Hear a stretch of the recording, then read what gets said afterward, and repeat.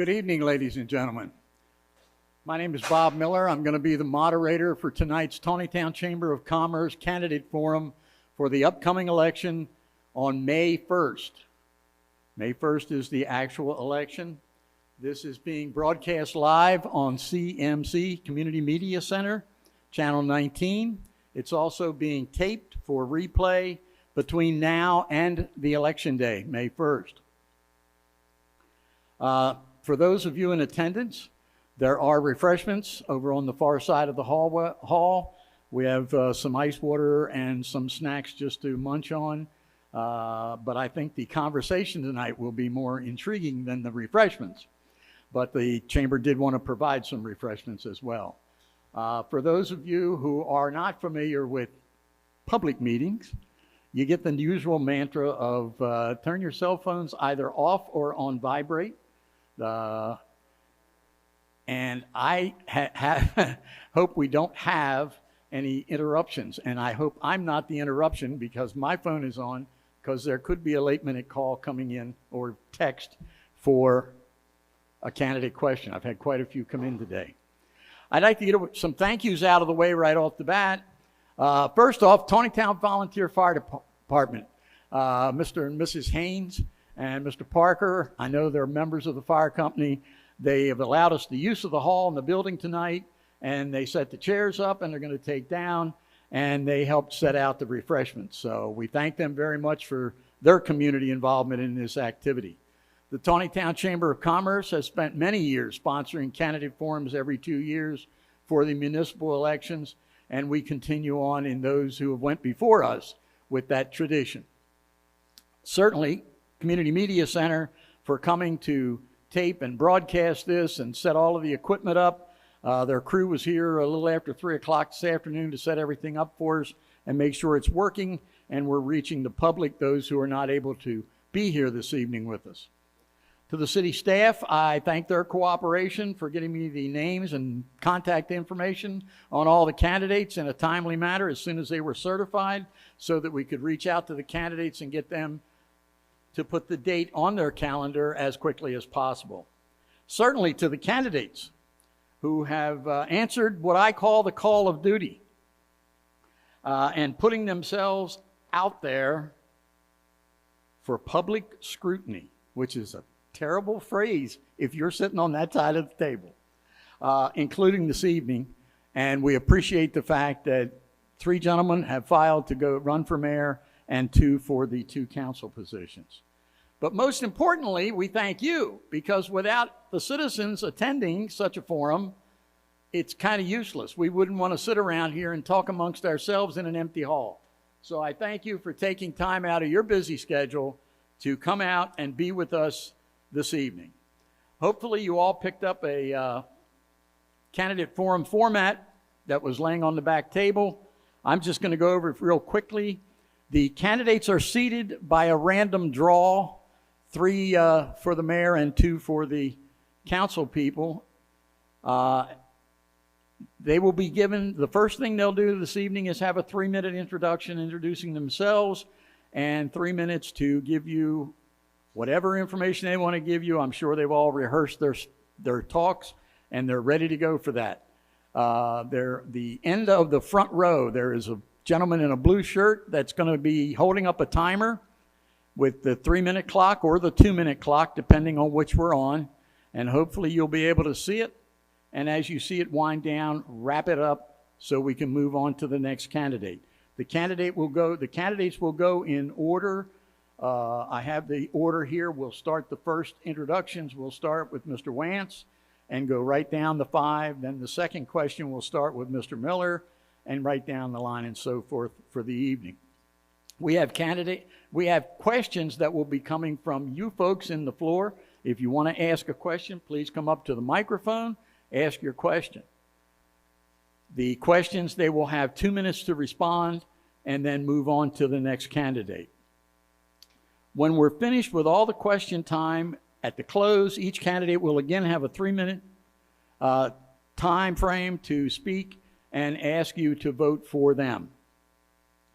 We are asking both candidates and citizens moderator and anybody else who's going to be involved in this deal tonight, please keep it civil with no personal attacks. That's not what this is about. What this is about is you asking questions for the future of your town and who you feel best serves that with the answers to your questions. This is nothing to do with personalities or anything else. So let's stick to the issues and move it forward. It's an opportunity for you, the citizens, to choose who you wish to be in the positions to secure the future of this town for the next 4 years for all 5 of these candidates, either as mayor for one of the 3 or the council persons. And everyone knows there's only 2 vacancies. So chances are they're going to be the faces you'll see in the council positions going forward. We're going to try, and I emphasize try, to wrap this up around 8:30 or so. I don't want to keep you all night. We don't want to be here all night. These chairs are nice and comfortable, but nobody wants to sit more than 2 hours in them. Trust me. And that goes for any meeting that you're at. So, without further ado, I would like to get the forum started. Now, I have some announcements to make, but we'll make them more towards the end of this than the beginning. So, starting off with Mr. Wantz, you have 3 minutes, gentlemen. Last time I did this, it was ladies and gentlemen. And some of those ladies are with us tonight from the council. So, Mr. Wantz, you're on for 3 minutes. Thank you, Mr. Miller.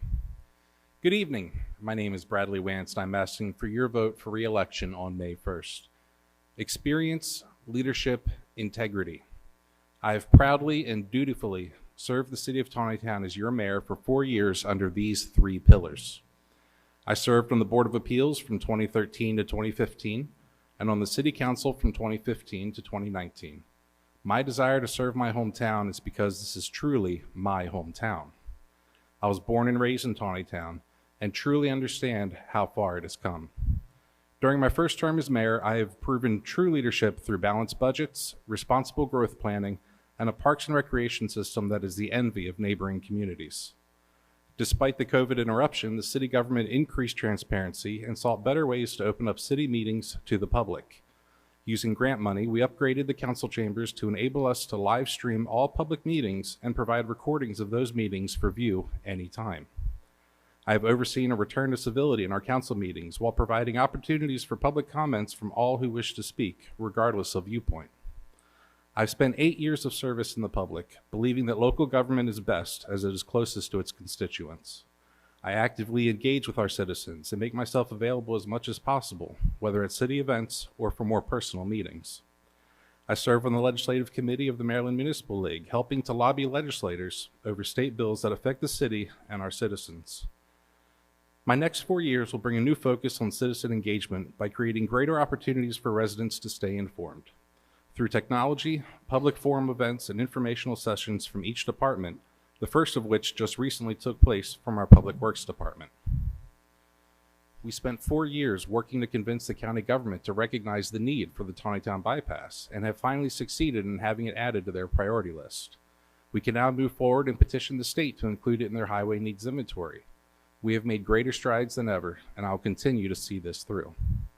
We have built up a lot of momentum in 4 years, and I'm asking for your vote to continue building on the tremendous progress we have made. We need to move past the rhetoric and work together to bring Taneytown forward. Thank you for joining us this evening, and thank you to the Chamber for hosting this event. Good evening. My name is Christopher Miller. Some of you are probably aware of who I am. I run Laughing Coffin, veteran of the United States Air Force. I enlisted at 17. 3 days after high school, I went in. I'm not originally from Taneytown. I'm going to tell you that up front. I'm originally from Texas. That's where I graduated high school. Out of there, I went to Minot, North Dakota, where I served in the United States Air Force. When I got out, my parents had moved to Taneytown. I haven't lived up north very long, but I'll tell you, it was a culture shock when I came up here. Fortunately, the house next to my parents came for sale, and I purchased it. Now I have 5 kids, a beautiful wife, and I'm pretty deeply invested here in Taneytown. Between my business, the activities that I've done, the mailers that I've distributed, the door knocking that I've done, the sign waving that I've done, and the 250 signs that we've distributed throughout Taneytown, I think it's clear that people are looking for a change. not just a change, but action. When we look at it, if you go back to the candidate forms for 2019, you will see the same things have been repeated, and they're going to be repeated tonight. And I'm going to tell you that there's not going to be action on them. A lot of these words are hollow. What I'm looking to do is actual action on these causes, these problems. And I've spent time and time with the citizens here in Taneytown talking with them about the problems that they face. I've assisted citizens here. I've gotten to a point where people think I'm the mayor of Taneytown already, and I'm still running for the candidacy. It's hard to describe the experience of door knocking on just about every house here in Taneytown, but at this point, by the end of the election, we'll have over 300 signs distributed, and I will be by far the person who has actually talked with the residents here to figure out how they want to be represented. The number one thing that I'm trying to do by becoming mayor of Taneytown is I want people to know that the mayor is an advocate for them, someone who's looking to represent them here in Taneytown. When you send a message over to Taneytown, the city hall, call them, I'm going to be honest with you, you're met with a pretty cold reception. And that's not to degrade anybody here, but customer service is what people are looking for here in Taneytown. When you talk with the residents, that is what they are looking for. And I believe being that advocate for the citizens as the mayor of Taneytown is my goal here. I have a dual master's in business. My focus is in business. I'm not a big political guy. I don't do much of this politics, but I'll tell you, when I originally ran, they come up to me and said, you're not going to be able to do it. They know how to campaign. Well, unfortunately, I'm a pretty fast learner, and 250 signs shows that pretty quickly. While I may not know everything about what it is to be mayor of Taneytown, I can tell you I'm going to learn just about everything there is to it. I'm aggressive, I get the job done, and yeah, it's going to take butting heads, it's going to take conflict, but that's what we need to move forward. Thank you. Hope to get your vote on May 1st. Mr. Haines. Well, good evening, everybody. I want to thank the Chamber and the Community Media Center for the work they do in keeping everyone informed with events like this. I especially want to thank everyone in attendance and watching at home for the opportunity to answer questions about the issues that are important to them. And I also thank my fellow candidates for their commitments to public service and mutual desire to see Taneytown improve. My name is Daniel Haines. I'm 25 years old. I work full-time as an American Sign Language interpreter, and I serve part-time in the Maryland Army National Guard as an intelligence analyst. I've served one term on the City Council, and prior to that, I was a community volunteer. I'm running for mayor because I want to see the town I grew up in continue to improve. I believe in being the change that I want to see, and I think public service is the most effective way for me to accomplish that. My campaign is about building bridges, helping others, and working towards a community in collaboration. I look forward to hearing from you tonight what your concerns are and answering them, and I'm honored to be here. Thank you. Mr. Tillman. Good evening, everyone, and thank you all for coming this evening. I want to thank Bob for all his work on this and the folks at the fire hall for allowing us to use this facility. My name is Christopher Tillman. I am one of the owners of George's On York Bed and Breakfast in downtown Taneytown. I'm also the immediate past president of the Taneytown Chamber of Commerce, and I still serve on their board of directors. I have a degree in civil engineering from the University of Delaware. I have 40 years of experience in the construction industry. But George's on York is my real passion, and we will be celebrating our 5th anniversary coming up this year in July. With my experience and knowledge base, I bring a level of technical expertise with the nuts and bolts of operating a city like Taneytown to the council. I speak the language of the engineers, and I understand the complexity of the water and sewer systems, and I have a wealth of experience in managing contracts. But more than that, I want to bring a fresh vision to Taneytown government with the perspective of a person who has actual business experience and an understanding of what works and what doesn't work for small businesses. I also bring the perspective of a resident of downtown, and I know firsthand the impact of traffic on pedestrian safety, the historic buildings, and the overall quality of life. When my wife and I came to Taneytown to open our bed and breakfast, we wanted to be part of a community on the upswing. We saw the potential here for this town to be so much more than it was. We found a town still mired somewhat in its past, where little has changed in 30 years. And any change that did happen was brought about mostly by the inertia of so many new residents in such a short period of time. But it's time to leave that past behind us, and I hope I never hear the word streetscape again. I understand the impact it had and how downtown got to where we are, but we need to leave that behind. So one of the biggest things I'd like to help change is the perception of Taneytown, both from the inside and from the outside. Taneytown has not just an image problem, but a self-image problem. This is a great place with great people, tons of history, great architecture. It's a short drive to almost anything that you want to do. And it's a town with multiple high-end wedding venues and hundreds of guests that come here every weekend. So we need to tell that story and not talk about parking, of which really there is actually plenty, or businesses that failed for whatever reason or how things used to be. Let's talk about how things are going to be. So my goals for the next 4 years are to get more community involvement in public matters, engage the citizens and encourage participation in government, to continue working with our partners at the state and county level and with property owners and proposed developments to make the bypass a reality. We can't wait for someone else to do it for us. I want to review the sign ordinances and make them actually serve the needs of the businesses. We need to review and fix community village zoning classification to make it workable, and we need to create a better downtown with more small businesses. Now, I want to make Taneytown the city that it can be. That's why I'm running for council and asking for your vote. Thank you. Mr. McCarron. Hello, everyone. My name is Jim McCarron, and I'm a candidate for City Council. I suspect that many of you know me already. If you're new to Taneytown, welcome, and thank you for choosing this wonderful town as your home. I'm a local businessman. I operate a mortgage branch on the downtown square in Taneytown. And I mentioned if you're new to Taneytown, you may not, if you're newly arrived in Taneytown, you may recognize my name as your former mayor. And I thank you for allowing me to serve 3 terms. You may wonder why, after this long history of service, I am seeking re-election to the City Council. You know, that's a question that I've asked myself before deciding to run, and it's obviously I've invested a lot of time in serving the citizens. And the reward for this service of helping our city grow and helping solve the problems that growth presents have both been satisfying beyond measure. For the last 4 years, I've been away from elected office, and quite frankly, I miss it. Why not run for mayor? Some of my friends have said. Well,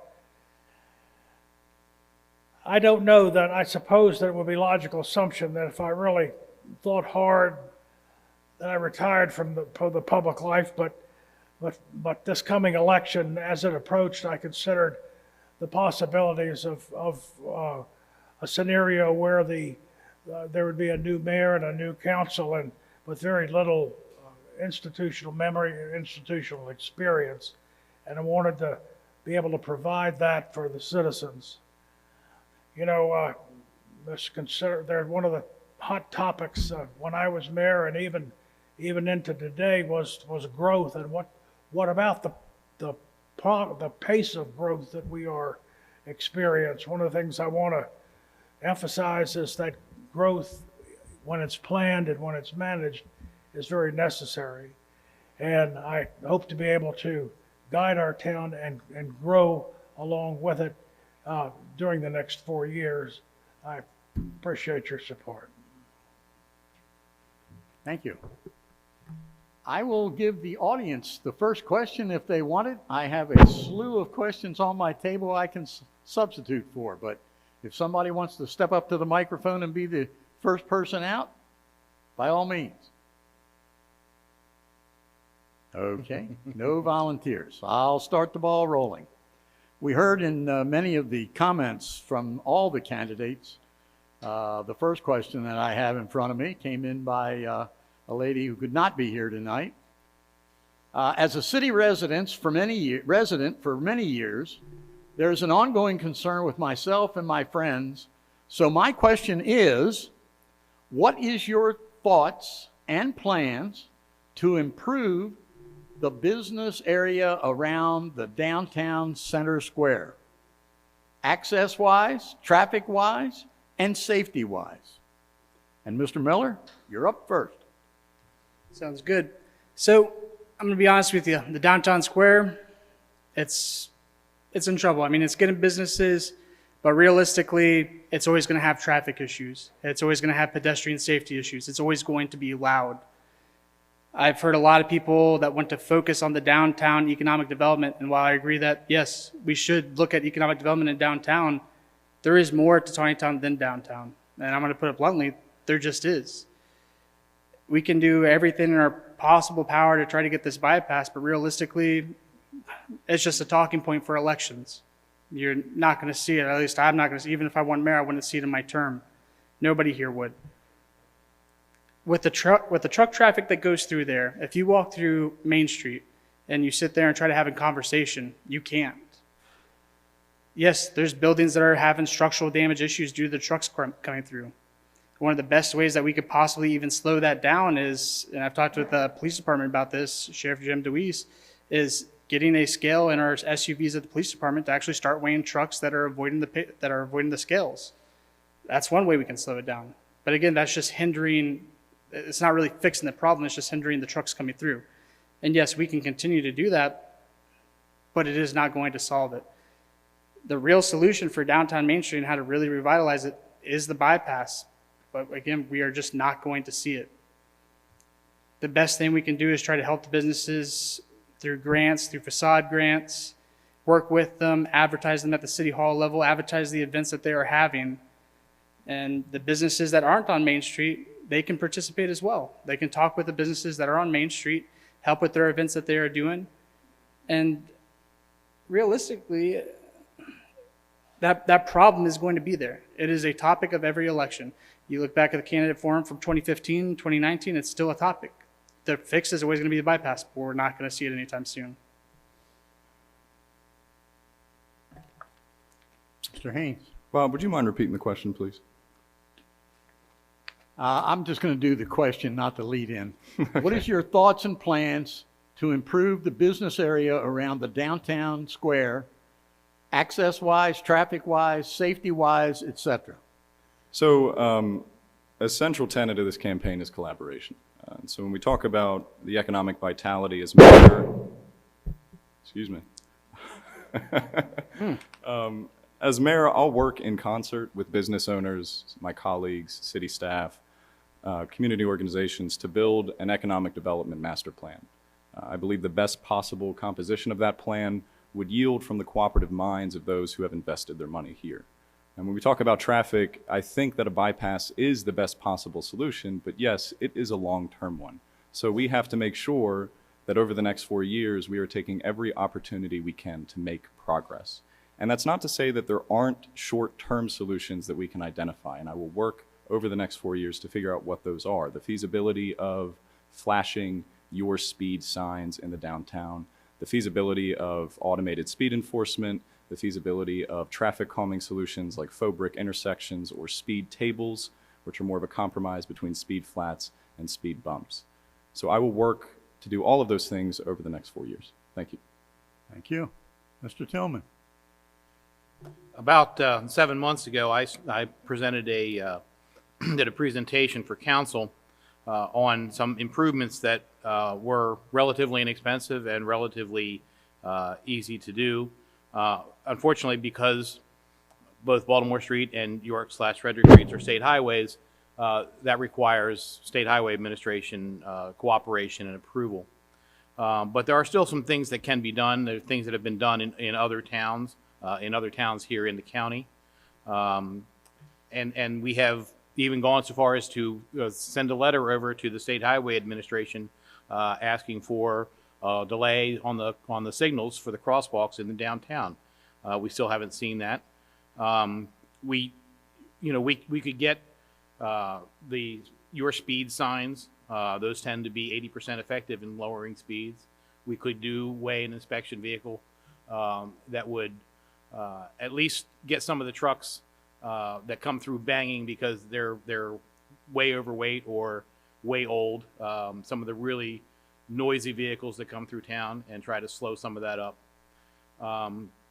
But realistically, short of the bypass, there isn't a whole lot we can do, but I think we need to at least show that we are making some effort.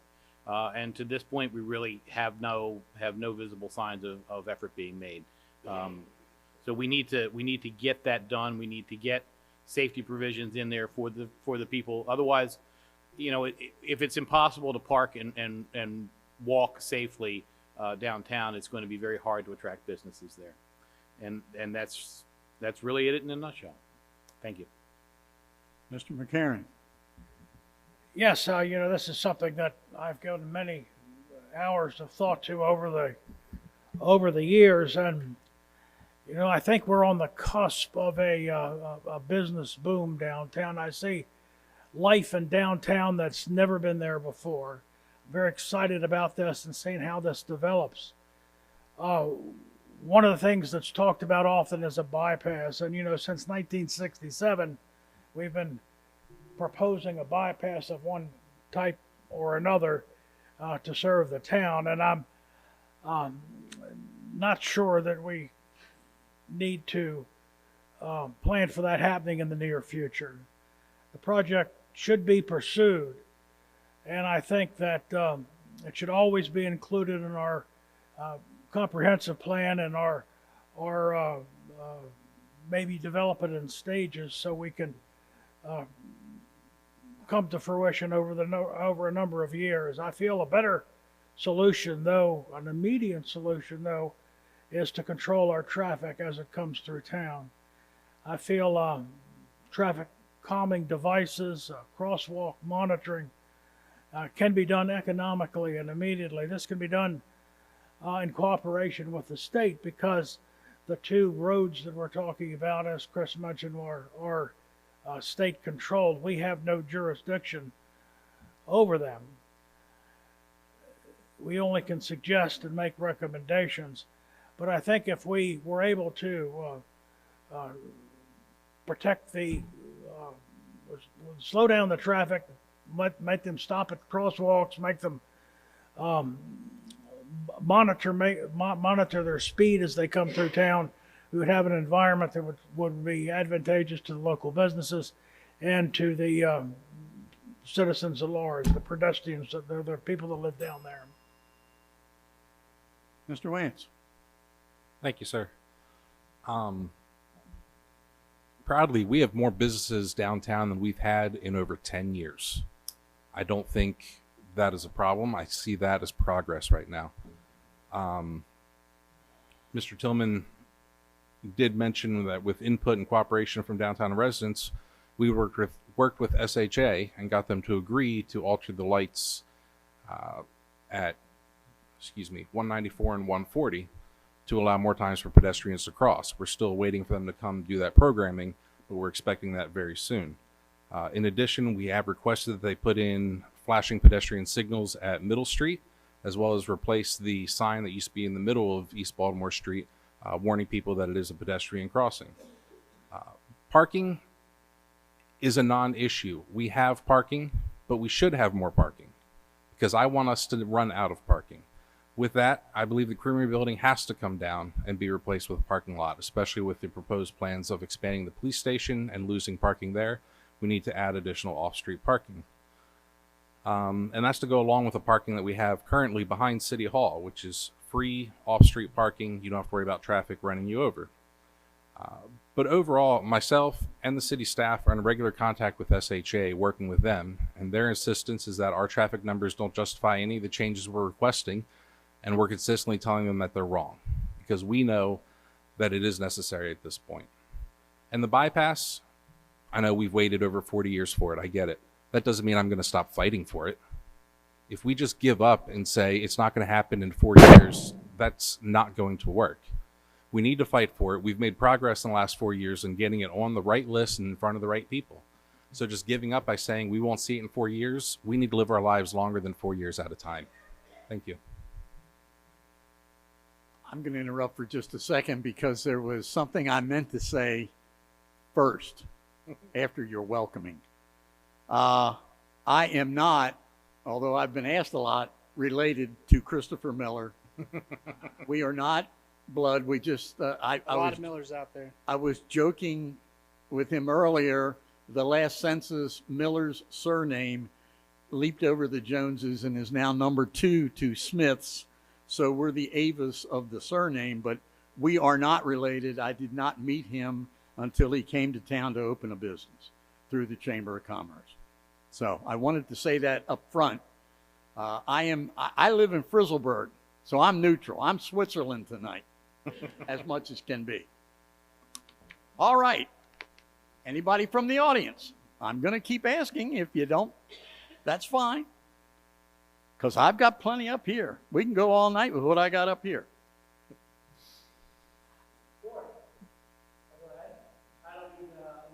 Well, But you do if we want to get it on You do film. so they can hear it outside of They here. have to record it. Well, that's the point of writing them down if you want.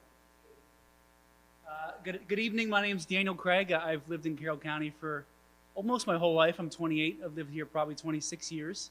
I'm new to Taneytown, however. I just moved here last May, and I've enjoyed it. I live in Meads Crossing.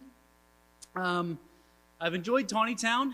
I recently got a $1,500 water bill in the mail, which was very unexpected.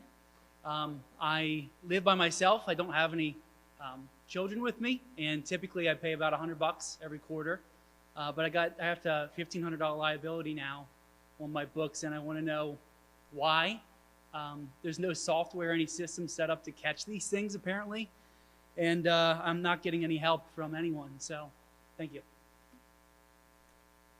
Unfortunately, the candidates are not going to be able to help you with your individual bill, but they could explain if they know or figure on investigating why. And we start off with Mr. Haines. Well, Mr. Craig, I'm sorry that that happened to you. Typically, when high bills come out, they are flagged. But understand, the ladies that work in the office, when it's bill time, they're going through a lot of paperwork, and they're only human, and sometimes they might make mistakes, and sometimes they might not catch yours. Any time that you have an abnormal bill, please call City Hall. We will work with you. And there's been recently an expo at the library that kind of goes into the details of how our water system works, why it costs why it has the cost that it does. But please call City Hall. We will work with you. We will try to find a solution to whatever the issue is that you're facing. If it's an abnormally high bill, then the chances are, whatever the issue is in terms of your home or your property, Public Works will work to help identify and correct the issue if they can. So we're always here for you, and I'm sorry that happened to you. Mr. Tillman. Well, as many of you know, water bills are an issue here in town. They have been an issue for quite a while. I have asked a number of different occasions why we can't go to monthly bills, as monthly bills would help resolve some of this. The fact that the bills are quarterly is part of the reason they don't get caught until they get to be huge. Beyond that, I know that there are, it becomes a very difficult thing. And sometimes it is on the consumer end, sometimes it's not on the consumer end. It can be faulty meters. It can be leaks. A leaking toilet can run your water bill up very substantially. And again, if it leaks for 3 months, you wouldn't know it until you get that big bill. But I think that the city really needs to work with, because of the 3-month issue, that the city really needs to work with residents when they get those bills and do more than just say, well, you owe us the money. One of the things that can be done, and that I think is in the process of being done, we are looking at some new water control systems that are Wi-Fi and signal enabled, where they can control valving and stuff like that from the various water towers. And it's possible that system could even be stretched to include the meters. And if one of the reasons that we can't get out monthly bills is because we don't have the manpower to do it, then perhaps this might be a solution. I think we ought to find a solution to this and get to a monthly billing cycle, because I think that will alleviate a lot of this issue. Thank you. Mr. McCarron.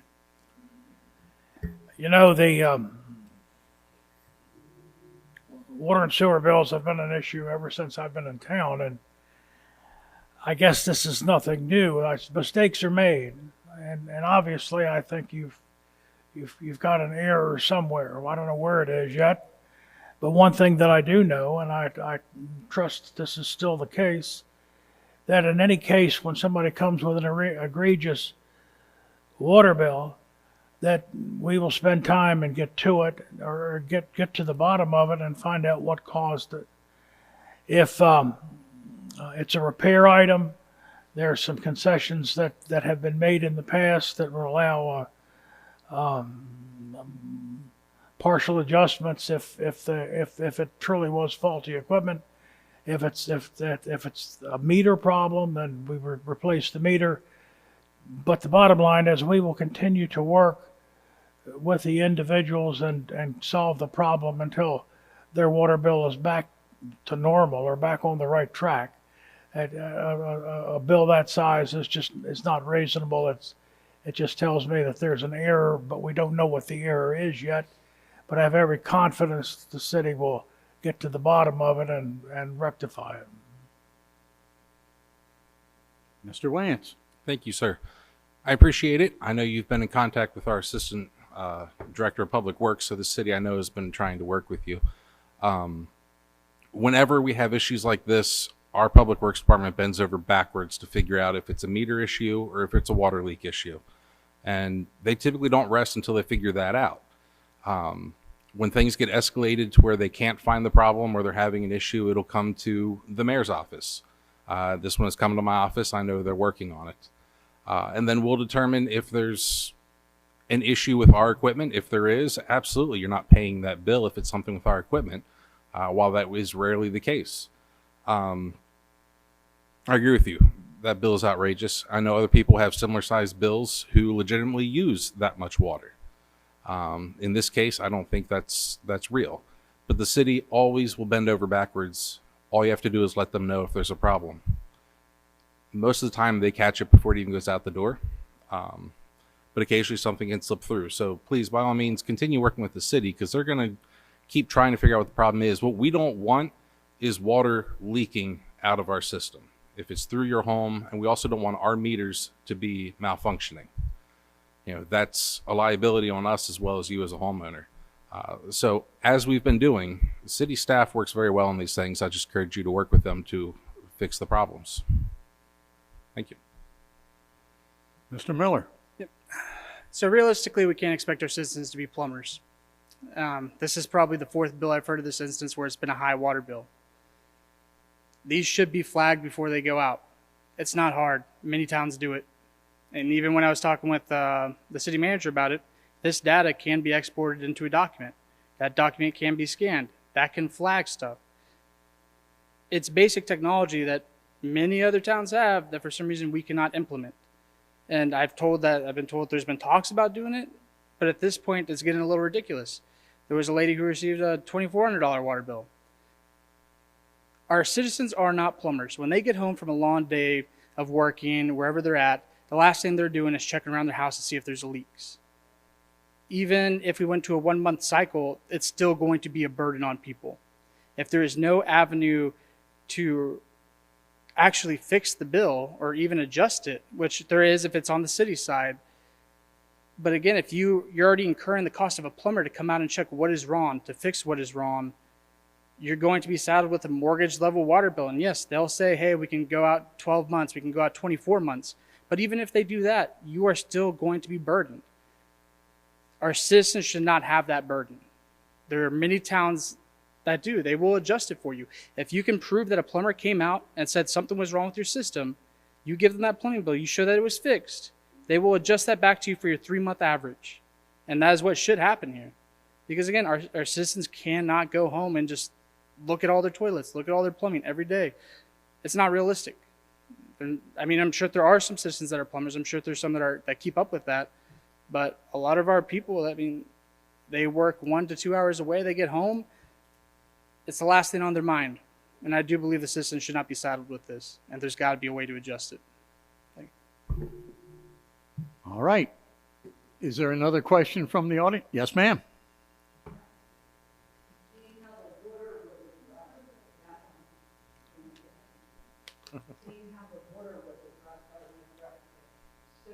Okay.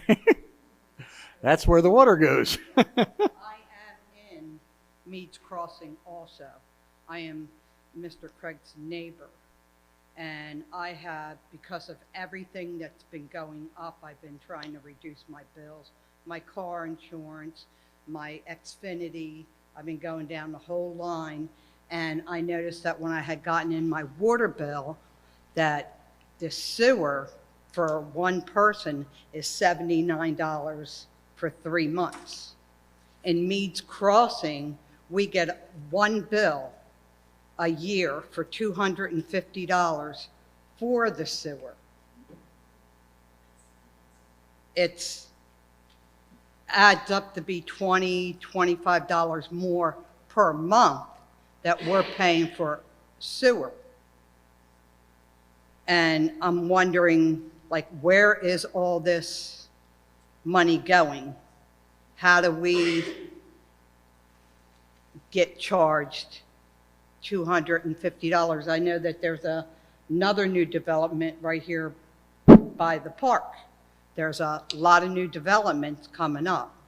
And with the water bill and the sewer being so much, and then we're being charged a separate bill, I could add it on to my mortgage, but who wants to do that?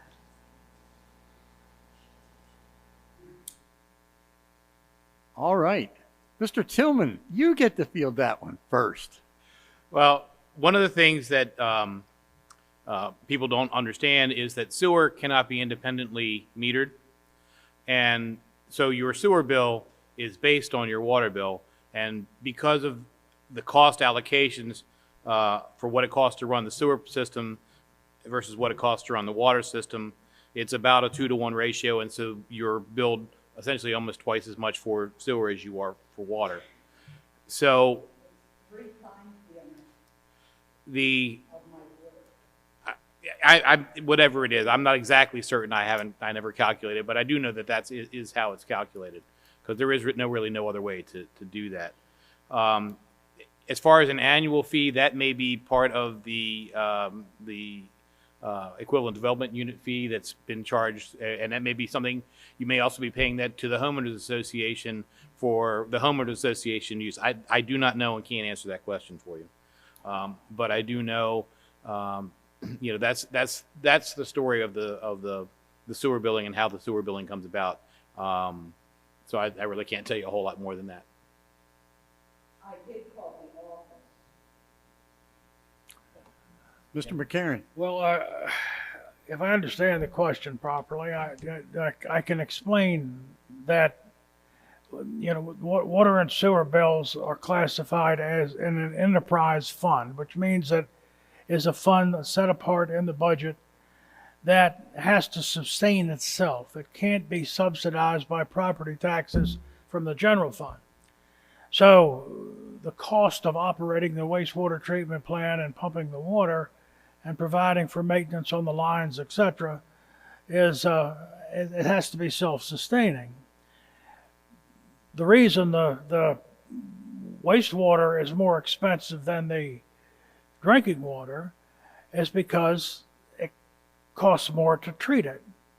If there's more involved in making sure that it's safe when it's discharged into the environment, and consequently the fees are higher. The costs are what they are. The more people that share the wastewater treatment plant, the lower the water bill can be. We build a wastewater treatment plant that'll cover X number of people, have X number of capacity, and this allows for future growth and so forth. And in the meantime, the facility needs to break even at least at the end of the year to meet our budget. So consequently, the best thing to do is to budget your water and sewer bills on a monthly basis. Even though you're not paid quarterly, just set some money aside. It's like you would for your real estate taxes or your homeowner's insurance if they're not escrowed with your mortgage. But it's It's a matter of, I mean, the fees are what they are. We don't make a profit on the wastewater treatment plant. We just try to break it even. Mr. Wantz. Thank you, sir. First, I'm going to address the $250. That's not the city. That money is from the developer of Meads Crossing to get back what they put in for water and sewer assessment fees. So that $250 doesn't go to us. We can't control it. That goes to the developer. Water and sewer rates have been the same. We just passed that they're going to remain the same. Water being $7.25 per 1,000 gallons. Sewer is $14.24 per 1,000 gallons. Why does it cost twice as much for sewer? Water, we can treat at the well. It goes from the well into the tanks to your houses. Wastewater, we need a whole plant to treat that. Our costs are going up as well. We have to pay for electricity. That is the highest user of electricity in the city, is the wastewater treatment plant. The state continually changes the goals of how clean the water has to be when it leaves the treatment plant. That incurs additional costs. But even as they go up, we're maintaining the same rate. And that's the plan for the next 4 years, is to do that. But that's, to answer your question, that's what it is. $250 is going to the developer. It's not going to the city. And the rates, again, have remained the same. They're going to remain the same. Thank you. Mr. Miller.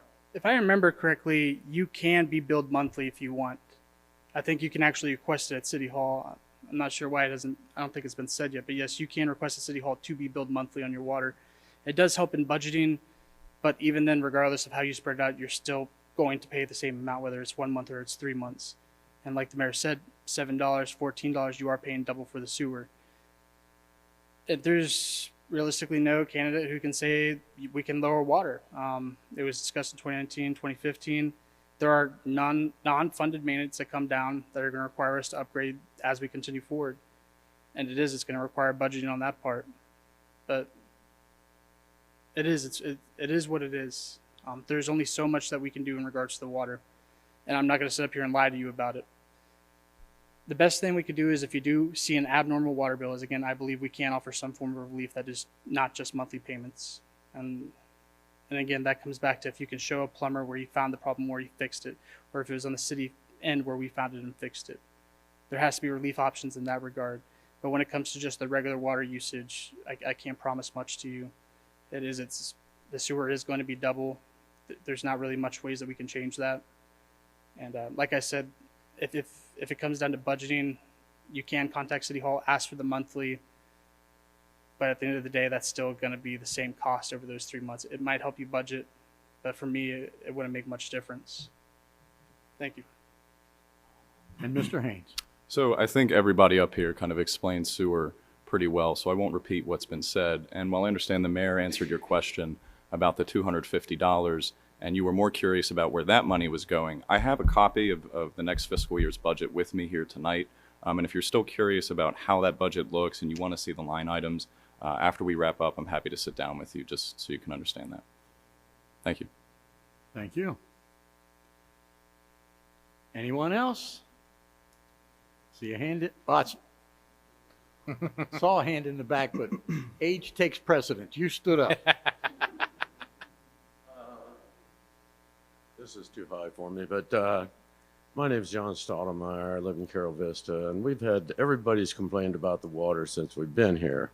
And I work in training, and I've trained water treatment plant people.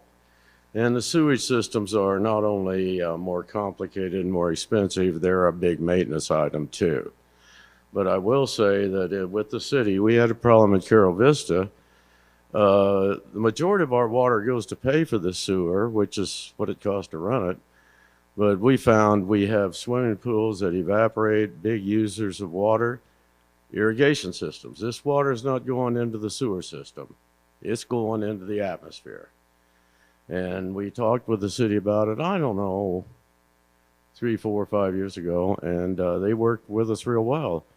We, as an association, you might want to suggest that for yours, we put meters on the irrigation system and the water going to the swimming pools. And it gets read every month, and we don't have to pay a sewer fee for that water because it's not going into the sewer. So we found the city to be very cooperative. Personally, myself, I started getting a real high water bill, 3 times what it had been. I called the city. The ladies were very cooperative. They made some suggestions.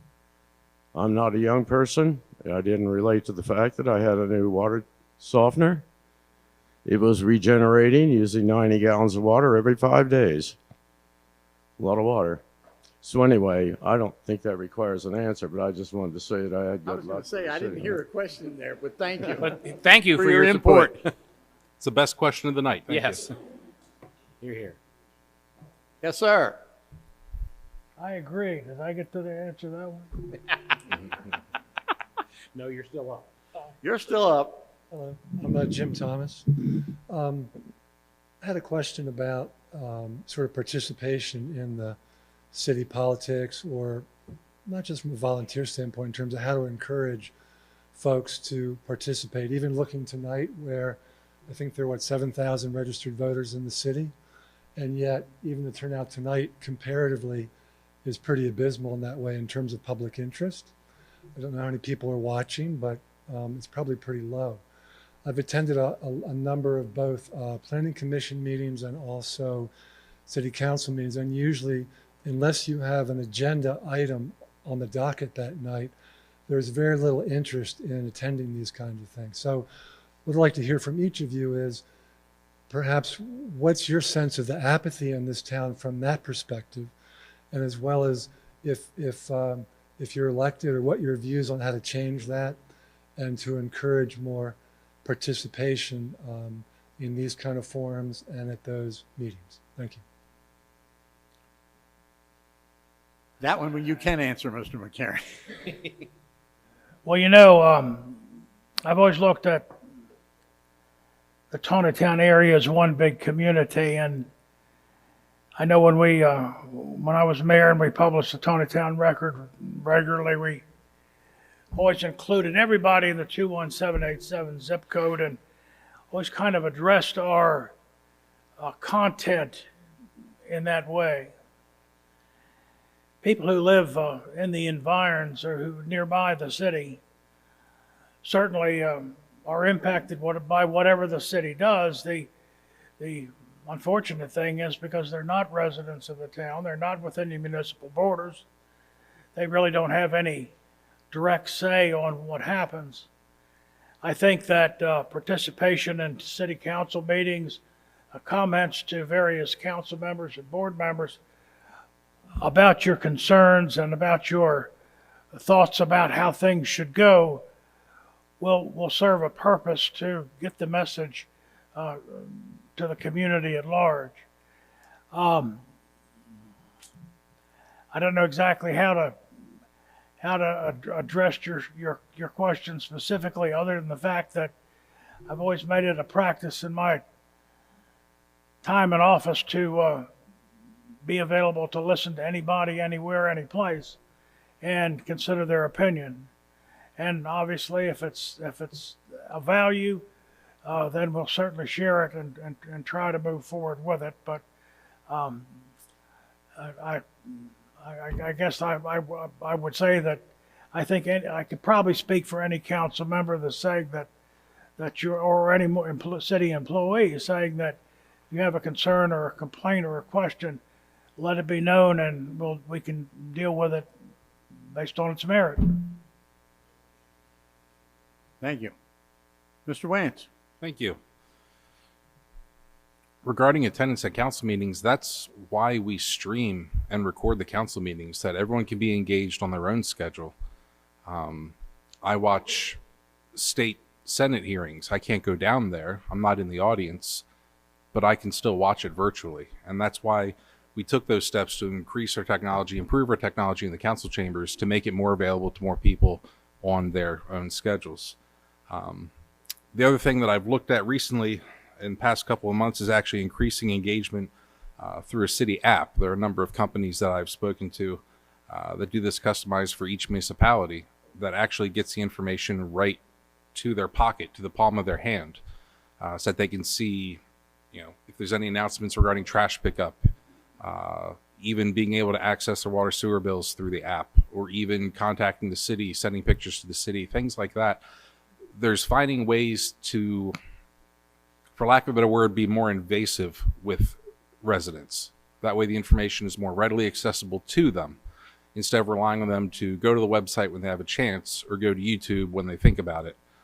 We can do a little better at that job, and we've done the technology upgrades to get us closer to that point. So being able to stream all of our public meetings is an amazing benefit that we haven't had previously. So I think we're doing better. So people can watch it from wherever they are. They don't have to be in the city council chambers. And that's modern government anymore. Thank you. Mr. Miller. So this is a heavy topic to me in that one of my biggest things has been accurately representing the citizens. I don't believe you can do that unless you're talking with them. There's a lot of houses, there's a lot of doors to knock on, but you don't have to do that every time. But you can't just sit by for 4 years, come out 2 months before an election, and hope that all the citizens are going to talk with you. When we're talking about getting the community engaged, most don't want to get engaged. Most don't know who their mayor is. Most don't know who their council members are. Realistically, people have seen my name more than people who have been up there for 4 years. And there's a reason for it, because I put in the work.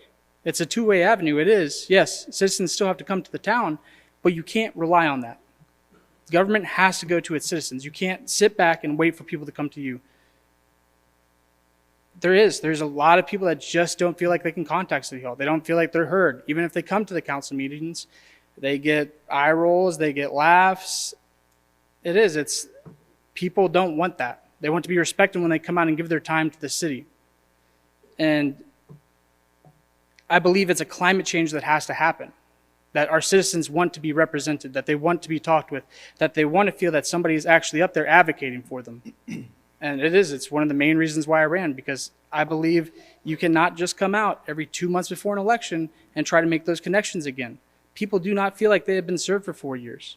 And that is a disdain that has come down to people not wanting to show up at the council meetings. People don't want to interact with City Hall. People don't want to take part in events for that reason. And it's going to take a culture shift, and it's going to take the election to get to that point. And I've built that up. When we talk about how people expected more from their leadership these past 4 years, yes, they have. They most certainly have. And that is why there's 250 signs out distributed, because people want more. They want representation. Mr. Haines. All right. I think when we talk about increasing public engagement, that requires us to foster a culture of outreach and reception. I've done my best over the past 4 years to be accessible, to be available, but as mayor, I'd take it a step further. And I think something that we often don't talk about is just how much of an impact COVID had. Because up until the pandemic, we had decent turnout at meetings, but I think once we got used to living in a virtual world, people kind of stayed with that habit of, okay, I'll tune in on my computer and I'll stay informed that way. But as mayor, I would take it a step further. I would hold quarterly town halls. I would allow public comment during Monday night meetings. I would work to make the city website far more user-friendly, consolidate City Hall's social media presence, and innovate the town paper. I would continue the Mayor's Friday office hours, and I would work to bring local government even closer to the people. An informed community makes for a more efficient government. Thank you. Thank you. Mr. Tillman. 6 years ago, when we came to Taneytown, the council meetings were a somewhat unending source of entertainment. And those of you who paid any attention to that in those days know what that's about. And some of the apathy may stem from that, because some of the ways in which we are communicating now at city meetings is a legacy of that. But I think we can do a lot of things. I think Daniel was right. There is the COVID effect that has put a damper on people who are attending public meetings. But I think we need to get better information out to the public. One of the things that the Planning Commission has done is to put more information on their agenda sheets when they send them out through social media and by whatever means they get them out. To explain what each one of those agenda items are in just a brief sense, so that people have a sense of what the question is at hand, and can come prepared to talk about it. I think that was a great idea. I think that has resulted in increased attendance at the Planning Commission meetings. Like Dan, I think we ought to be changing the input format from the public, both at the city workshop meetings, for the city council workshop meetings, and also at the Monday meetings. I think that we should be allowing some comment at that point. I agree, Dan has a good idea about town hall meetings, and I think we need to be better at communicating to our public. But communication is a two-way street, and City Hall does need to communicate back, and I do believe that there has been some reticence in that regard. So I think we need to change that. Thank you. Okay, I'm going to read one of the questions that was submitted to me prior to the start of the forum tonight. Sorry, Mr. Miller, I don't believe Mr. McCarron spoke to this one, did he? He started it. Did he start it? Yes. Okay, I've lost track, thank you. Bob has a little sheet of paper there. He's watching every move. Chris helped me the last time we did this. He knows the system. Okay. I try not to miss anybody. But Jim did start that question. Okay. Now, I know he answered the statement that was earlier from Mr. Stottlemyre, but that didn't count. We weren't letting him off that easy. Time's just flying by. I'm missing. Yes, I understand. It's so much fun. With the expected growth that keeps getting talked about in Taneytown, how do you plan to maintain the small town character we are all so fond of in Taneytown? And you do start this one, Mr. Wantz. Thank you, sir. I want to make sure you were No. watching. We're back. We've done the cycle. We're back to start. Appreciate it. Growth is going to happen. We know it. We're not going to stop it. We can't stop it. We can control it. We can plan for it. As to how it's going to affect the charm of the city, Taneytown has tremendous charm. I've known it growing up. I've seen it. I've lived it. I've been a part of it. We need to continue supporting our community.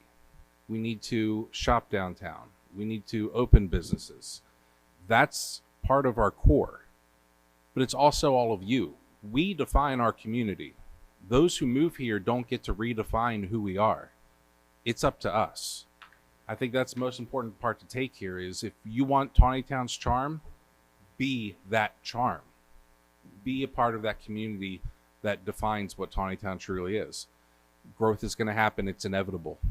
We can plan for it. We can control it the best we can, but it is inevitable. It's going to happen, but you need to be the charm of the city as a community. Thank you. Mr. Miller. So one of the first ways I kind of got some door knocking experience was through the petition for referendum on the annexation. I will tell you, an overwhelming amount of citizens did not want to see that annexation go through. And as much as we want to talk about control, it wasn't a valid concern. Many have said that. I think even Joe Vigalotti said it at the meeting, it wasn't a concern. If I remember correctly, the city manager said it wasn't a concern at the meeting. So as much as I want to hear, or as much as we can say that we want to control that land, nobody was going to build anything on it. We would have known from the county that somebody was going to build something on it. They would have let us know. So we can talk about how we wanted control of it, but yes, growth is going to come, but we're only expediting it by rezoning something. I think it was R20,000 to R10,000 on the annexation. The biggest thing is people didn't want it to happen. And yes, as a representative, you do get to decide, but you don't get to dictate. If your people do not want that, then let it go to referendum. Let us see how it goes to the people. But the idea that you're just going to let it dictate down is comical. I mean, you shouldn't be able to do that. That's not what you're there for. That's not what being a representative is. And I know we'll talk about, someone will say, yeah, I was really supportive of the annexation or the referendum. You know, I was really rooting for you guys to get that petition and to get those signatures.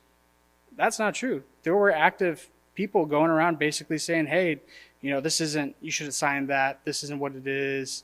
We need this as the town. And some of those people were in City Hall. So I get it. We have to control the growth, but we could have controlled it very well by not annexing that land.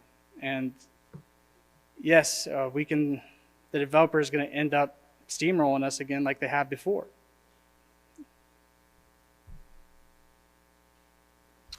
Mr. Haines.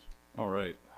So I think what makes a small town like Taneytown feel like a small town more than just its geography is a mindset. It's a culture. And I think that we can continue to foster that culture if we work in collaboration. If City Hall works with residents, business owners, and community organizations in concert to develop community-based action plans in order to answer the challenges that rise from growth.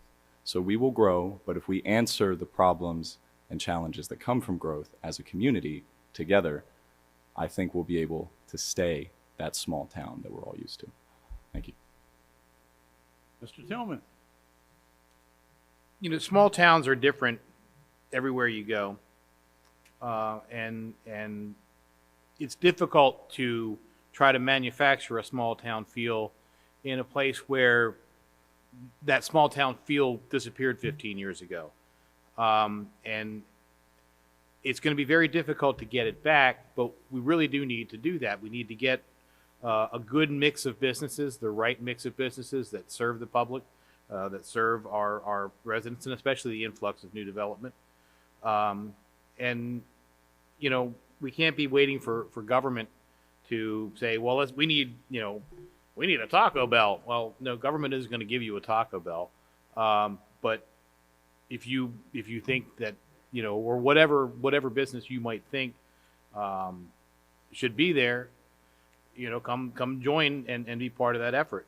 And I think that there are things that the city government can do in terms of offering incentives to businesses to get the kind of businesses that we'd like to see. But it's going to be something that's going to happen organically. We can do some planning to help it, but these things are going to have to come organically. And I think with the increase in population that's come with the development and coming with continued development, you know, that some of this stuff will come to us. You know, part of what you know, things that need to be changed, you know, we do need to change the culture. We need to get, you know, everybody goes, if you live out 194, you go to Hanover. If you live down on the south end of town, you go down 140 to Westminster. And you don't ever think about coming downtown. And that's a cultural shift that we need to make. And that only comes with having, A, something for people downtown to do, and B, getting people directed down there. So, yes, there are things that we can do as a city to help that. Mr. McCarron. Today I completed a questionnaire for the Carroll County Times. One of the questions was, what's the most important issue in Taneytown? And I replied, maintaining our small town charm while making sure future growth is balanced and managed for the benefit of all. You know, growth is necessary. Growth is necessary to maintain the level of services that our citizens have come to expect. Without growth, cost of those services continue to rise, and and it's your tax dollars that pay for these services. If growth were stopped, the only way we could pay these services in the future would be to raise taxes. Adding to our tax base through growth is the remedy for increased taxes. We in city government are charged with providing these essential services through reasonable taxes. We need to be held responsible for filling this charge. That said, accepting any growth that comes our way is neither warranted or prudent. Those you elect must both plan and manage growth in order to ensure the broadening tax base allows us to maintain the city's character and hold on to the qualities of life that have become the reason many of us chose to call Taneytown our home. During the many years of municipal government, I have seen the result of communities adopting a no-growth policy. The fact is that growth won't stop, but it'll continue around our borders. Growth outside the city borders is growth we don't control. Growth within our city borders is growth we do control. Thank you. Anyone from the audience? Yes, sir.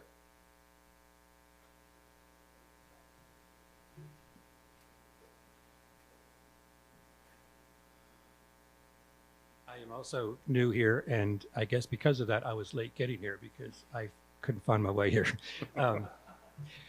So also, because I'm new, I feel a little intimidated, I guess, and I wanted tonight to be here just to find out kind of things of what's going on. I wanted to be aware of what's happening in my new town.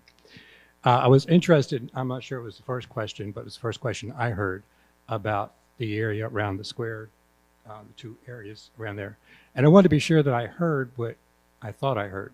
So I'm just kind of running that by you guys again. It sounded like I was hearing, I'm actually going to try to make this sneak in two questions here as a two-parter. It sounded like what I was hearing was that because of the safety and issues, parking, traffic, things like that, it is not possible to do any kind of redevelopment of the downtown area. As I walked through that area, it feels all the thoughts that kept coming to my mind is there's a lot of untapped potential here.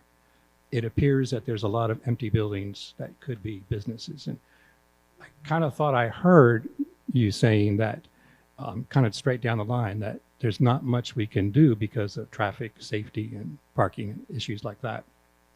And I'm wondering if there has been ever any efforts into a historic commission kind of thing in order to preserve those buildings. I'm a lover of old buildings. I wasn't going to try to put myself out there like that, but I think it's sad to see old buildings deteriorate. And I'm wondering if that has ever been considered. And Mr. Miller, you're first up. So there's a lot of empty buildings where businesses could go on Main Street. I mean, it's filling up, but if I'm being honest with you, some of these are being filled up by businesses that are being propped up. And eventually that is not going to be able to sustain itself. Even if someone is at the back end propping up businesses, propping up this, hey, we really need to focus on Main Street, it's not going to sustain itself, no matter how much you try. Not until the traffic, the noise is addressed, the walkability is addressed, the safety is addressed. Yes, there is businesses that could strive on Main Street, but they have to be identified. It can't just be any business that rolls around, because they will close up shop faster than they even began. And it's expensive to do business in Taneytown sometimes. Even at our business, that we pay $4,000 a month for our building. It is expensive. It's a lot of square footage. It's not on Main Street, but it's expensive. And that's not even talking about down at the retail center where they were asking almost $8,000 for a building down there. The Main Street is affordable. Businesses can go in there pretty much no matter what their concept and try to do it. However, they are met with buildings that are in decay. They're met with buildings that are not sustainable. Even now, I was down talking with a business that is having an issue with rats at their business on Main Street. And it's hard because some people don't want to deal with it. The owners of these buildings don't want to deal with it. And some of it does go back to these owners don't want to deal with improving the image of City Hall. Because yes, City Hall takes credit when these businesses go up. But for the most part, City Hall had no interaction with these businesses going up. And as far as the Historic Commission goes, I'll be honest with you, I have no idea. I know some of the candidates have talked about it. We have a historic museum here in Taneytown, but I'm not well versed in the history of Taneytown. I'll be completely frank on that. Mr. Haines. So untapped potential is what I've heard from every incoming business owner in the downtown. It's absolutely true. And I think the traffic question stems from the goal of making downtown far more pedestrian friendly, which is of itself an economic development issue. You want to have a walkable city. You want to have a pedestrian friendly commercial space. And that is something that I'll work to accomplish as mayor, at the very least make progress to that end. But one of my staple goals as mayor is to foster a dialogue with surrounding government agencies and historical organizations to appropriately inform the establishment of an official historic commission, which is something we don't have. And the onus of that would be to rehabilitate historic buildings, encourage supportive new construction or repair, develop sensitive design management systems, and of course long-term planning. But I want to be careful, and I want to note that there would have to be a rigorous process to decide what buildings are subject to the Preservation Commission, because people that aren't interested in preservation might look at a commission as sort of like an HOA that has unreasonable rules and drives up costs for simple things, and we wouldn't want a harsh commission that ends up driving down property values by scaring buyers away. So it would need to balance preservation with the economics of home ownership or building ownership in today's day and age. But absolutely, a historic commission is a goal of mine. Thank you. Mr. Tillman. Your questions, both questions, hit very much at the heart of what we at Georgia's on York and me personally, what I'm interested in. Yes, there's a lot of untapped potential downtown. Following up on that S word that I don't want to mention, a lot of retail spaces turned into residential spaces, and we need to try to work with those landowners to try to return those spaces back to a retail use. And as we can do that through a variety of means, but that's the only way we're going to start setting. You want to get back to your small town feel. You want to get back to that, to a pedestrian-friendly downtown. Well, a large portion of that comes with buildings that look friendly and businesses that are in places where businesses should be. So I think we can use. There are grants, there are programs out there, there are various models that work, and that would be very helpful. Regarding the historic buildings, I will say that Preservation Maryland is coming to the Union Mills site with their annual tour, which they haven't done since 2019, but they're doing it again now. And they're going to be coming out to Union Mills and setting up a field office. And so with people who have concerns about historic buildings can come and talk to them. And I plan on being there. I plan on talking about how we can get some monies to study the effect of the vibrations on the historic buildings, and maybe use that as dangle in front of the state highway and say, hey, we really need this because this is what's happening. That, I believe, is May 24th at Union Mills. So if anybody wants to be there, I encourage it. Thank you. Mr. McCarron. 40 years ago when we moved to Taneytown, we moved into an historic home just down the street from George's on York. And we've been very proud to live in the downtown all these years, and very proud of the architecture that surrounds us. A few years ago, historian Joe Getty pointed out that Taneytown had the best preserved main street of any place in the county. We've done a lot to try to hold on to that over these years. We have a downtown renovation ordinance that requires someone who is either taking down a building or repairing a building to repair it in like style, and that has been successful only to some degree. I think that needs to be emphasized a little more. At the same time, we have to recognize that people have property rights. People that own property should be able to do pretty much what they want to within reason with those properties. The partnership that the city and particularly the downtown business people need to initiate is one with the rental landlords to make sure that they are on board with this idea. The landlords, of course, like any other business person, is in the business to generate money, generate a profit, and we need to recognize that. But what needs to be emphasized is the fact that the character that we have downtown is valuable, and it puts money in their pockets. And if we work together in cooperation with all the different phases of businesses in town, and along with the state Historical Society and even the Taneytown History Museum, we can make a lot of progress. Thank you. Mr. Wantz. Thank you. First part of your question, the lack of control was in regard to over the state highway, not the buildings or the businesses. I do want to make that clarification. We have several great businesses downtown who are very hardworking business owners who are doing their best to make it in a very tough local business landscape. I think we need to give them the credit that they deserve for that. The city, through economic development and through Main Street, offers grants to downtown properties. And actually, over the past year, we've had greater success we've had for a long time in property owners taking advantage of those grants. So we're seeing a great trend through outreach of getting these improvements made. I believe a historic commission would be more beneficial as an organization that works in cooperation with the city as opposed to a service of the city. They would have access to far greater grant availability than what they would as a city service, where again most of our money comes from your taxes. I'm all for it. I think we have an amazing History of Heritage Museum Foundation, and it could become an arm of them to actually work on a commission of this type in cooperation with the city, where through economic development and Main Street, we can all work together to make something like that happen.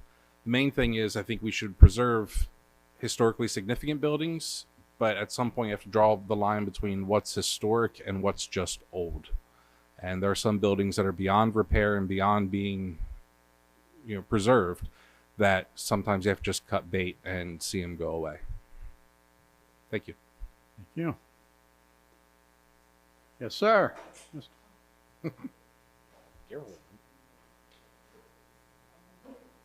Good evening, Mr. Wantz.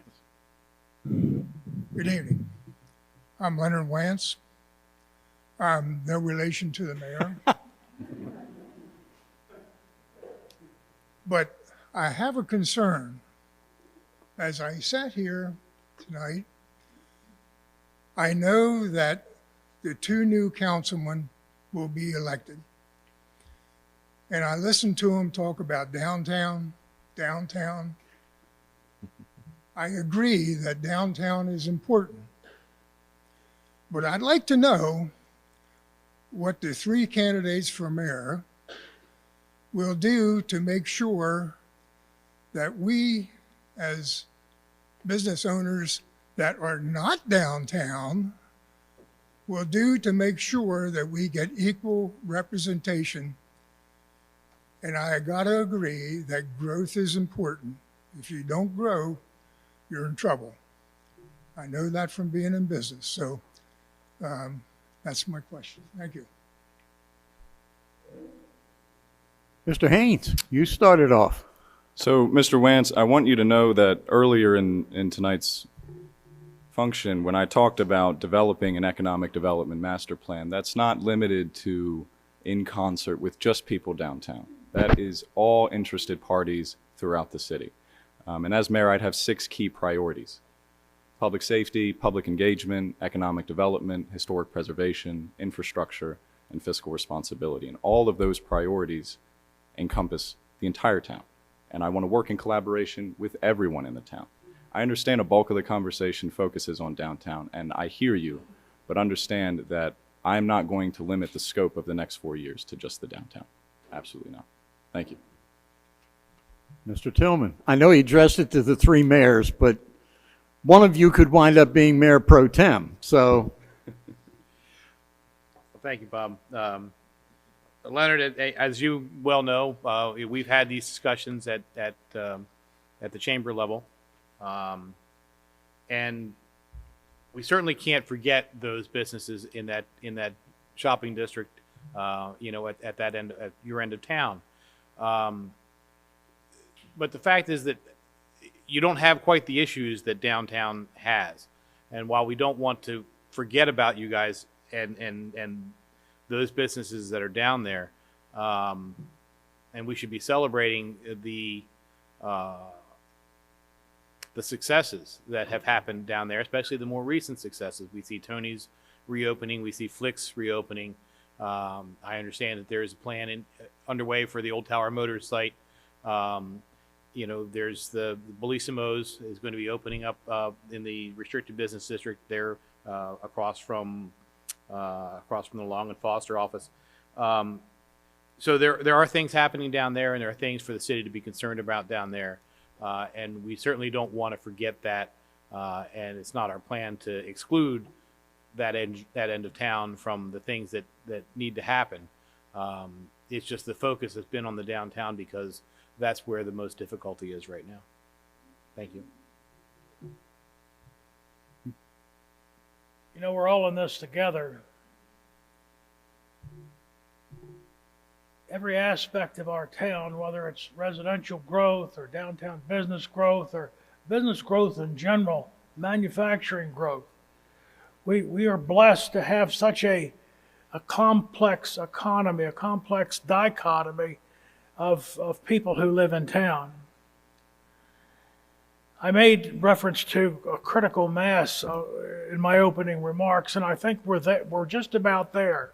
We're on the cusp of great things in Taneytown. I think we can look forward to a future within the near future of great expansion, both to our downtown businesses and to our businesses in general.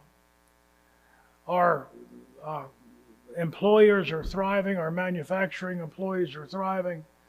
The developments are improving as they are being constructed. People are bringing their talents and their experience from other areas and sharing it with us. And all of this makes for this dawning of a new time in Taneytown. If the downtown businesses improve, the outlying businesses improve. If the outlying businesses improve, so will the downtown businesses. It all goes hand in hand. It's all intertwined. It's all part of the complexity or fabric of our town. I look forward to being a part of it for the next 4 years at least, and beyond, I hope. But certainly the emphasis that we place on any particular area in town should not neglect any other area. We have to keep all of this in mind, that we all are in this together and the best is yet to come. Mr. Wantz. Thank you. Mr. Wantz, I think you've seen some of the fairness that we've had in this administration. When there was talk of the economic development position, at one point there was discussion, should we have a downtown manager? It was, no, we want economic development who represents the whole city for every business in the city. And I think that's on display. Businesses in general are the lifeblood of the city, whether it's in the precious downtown or whether it's out more towards the edge of town or in the more commercial district like you're in. The city's going to continue responding equally to every single business and to the needs that they have. The long and short of assistance is the state offers more opportunities financially in terms of grants to downtown districts, historic districts, main streets. And in our efforts to get as much of that grant money back into the city, because that's tax money that you've paid to the state, us getting those grants is bringing that money back into our municipality instead of it going across the Eastern Shore. So we do look for those opportunities to help those downtown businesses. And it's not saying that any other business is less important. We just don't have the same opportunities to offer that same assistance to you financially. But there's other ways that we're more than happy to help and that we do help businesses as they come to us looking for any assistance that they can. Thank you. And Mr. Miller. So as someone who's talked with some of the businesses around town, they do. If you're not on Main Street, you feel neglected. You feel like you're not counted in a lot of stuff that's happening. And Main Street is a big talk. And as I talked about it in the very first question, we can't focus just on Main Street. There's more opportunities out there. We have to focus on the whole town. And while I know some people are saying economic plan doesn't just say Main Street, that has been the talk. That has been the whole talk tonight. A lot of it has just been Main Street. But there is so much more to Taneytown. Even when we're talking about the traffic that's going on Main Street, it isn't just Main Street that's affected. You're talking Roberts Mills and the houses that way. We can't just focus on Main Street. Main Street is not the only one affected by the problems that is going on in Taneytown. And I will tell you, the businesses have made it abundantly clear that they are tired of just hearing about Main Street. It shouldn't be the only focus. And it is. When we went out, we got a Project Restore grant when we first got to Taneytown. And I have to say, I have to thank Chris Tillman for really steering me in the direction of getting that done. But it wasn't the city there that really helped me with it. I mean, we got it done ourselves. And even with it, people are saying the city can't advertise for events for the businesses and stuff like that. That's not what I'm saying we should do for the businesses. I'm just saying we should help facilitate them with their advertising, reposting the stuff that they're putting out, the events that they're holding. And yes, a lot of it isn't downtown. If you look around town, a lot of these events are hosted by businesses that are not located on downtown. They contribute a lot to the city, and they do. They feel neglected by not being talked about at all. Even the other day, I was at a chamber meeting, and I think it was, not going to name any names, but they came up, they're like, hey, have you talked to the new owners of Tony? No, they have my business card, they'll reach out. That is the climate that has been fostered, is it's always come to the city, come to the city. The city should be reaching out to businesses, and that includes businesses not on Main Street. Thank you. Any other hands up? I have plenty up here, so we're not done Not getting yet. away that easy. Yes, ma'am. My voice projects. You can pull it down a little. There you go. Okay. Stand up. Oh, that was awful. If you can see me. I don't know if this is really an appropriate question, if it involves the city or maybe federal government, but our post office situation is terrible in town. Everybody complains about it. No offense, June. But, there's no place to park because the help has to park out front. And it's very small in there. There's no room for the people to work. Is there any kind of a plan to try and find another building that we can have, a bigger post office in town? Brad, you're looking at me funny. Well, I can't be the first to answer. Oh. Mr. Tillman, you get to handle this one first. Am I up first? It's my turn. You're number 4. I can tell you that this is an issue that the Chamber of Commerce looked at a couple of years ago. And we went to the city, and I actually spoke at council meeting asking for city help in contacting our local, our federal representatives. And that request fell on deaf ears. I agree. The post office itself is antiquated. It's way too small. The parking is insufficient for the post office vehicles themselves, much less for anybody coming to visit the post office. I use the alley there by A&W Meats that comes down to Middle Street all the time, and frequently I come down over that hill to find the street blocked by somebody parked there. We need a new post office, and I think that we need to put together an effort that is more than just the city, more than just the chamber. And I know that Mr. Wantz over there has agreed to spearhead an effort there coming up, and we're going to do what we can and see if we can't get a post office in a different place, because this one just isn't cutting it. Mr. McCarron. Well, I think this is a little above our job grade, but it's very true. We have an inadequate post office. It's been inadequate for a number of years.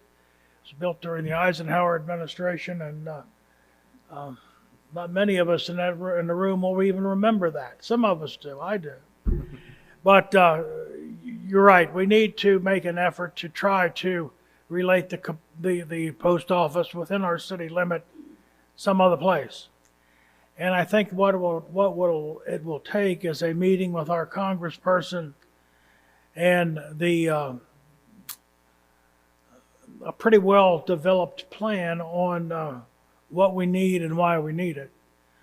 The facility is outdated. It's difficult for handicapped people to negotiate that facility, and very limited parking. And again, if you were a resident within the environs of the post office, I know we fuss about people parking in front of our house. Well, you don't even have to consider that if you live on Middle Street, because you've got post office people parked, or post office patrons parked in front.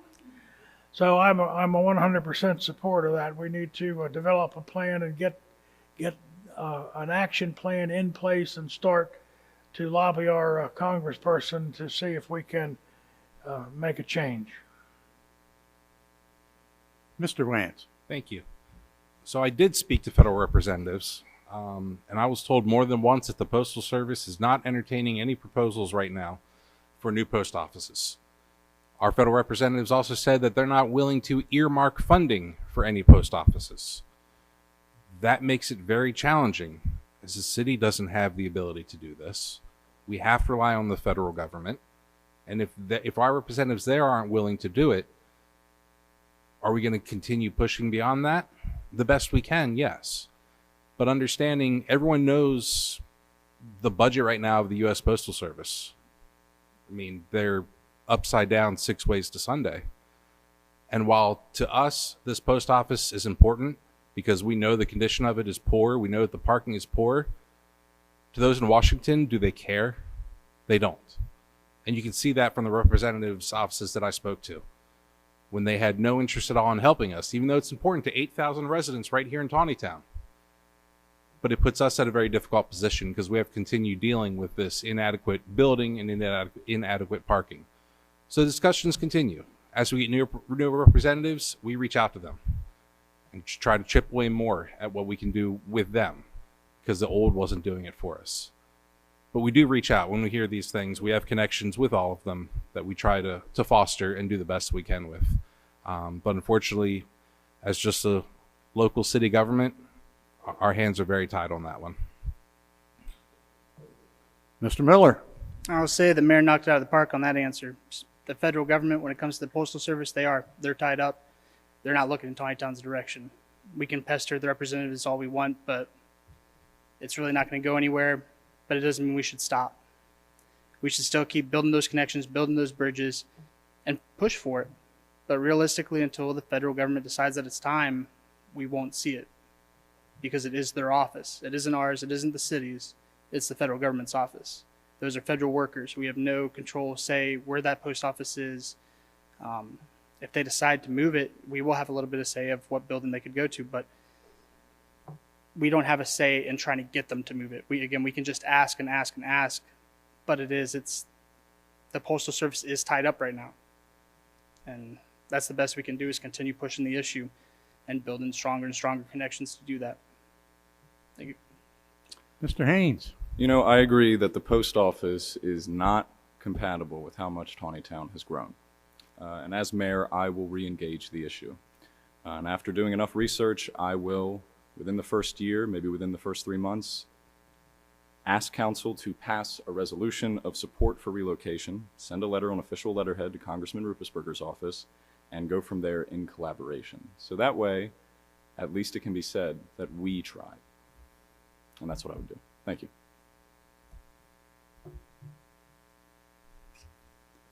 Yes, sir, in the back.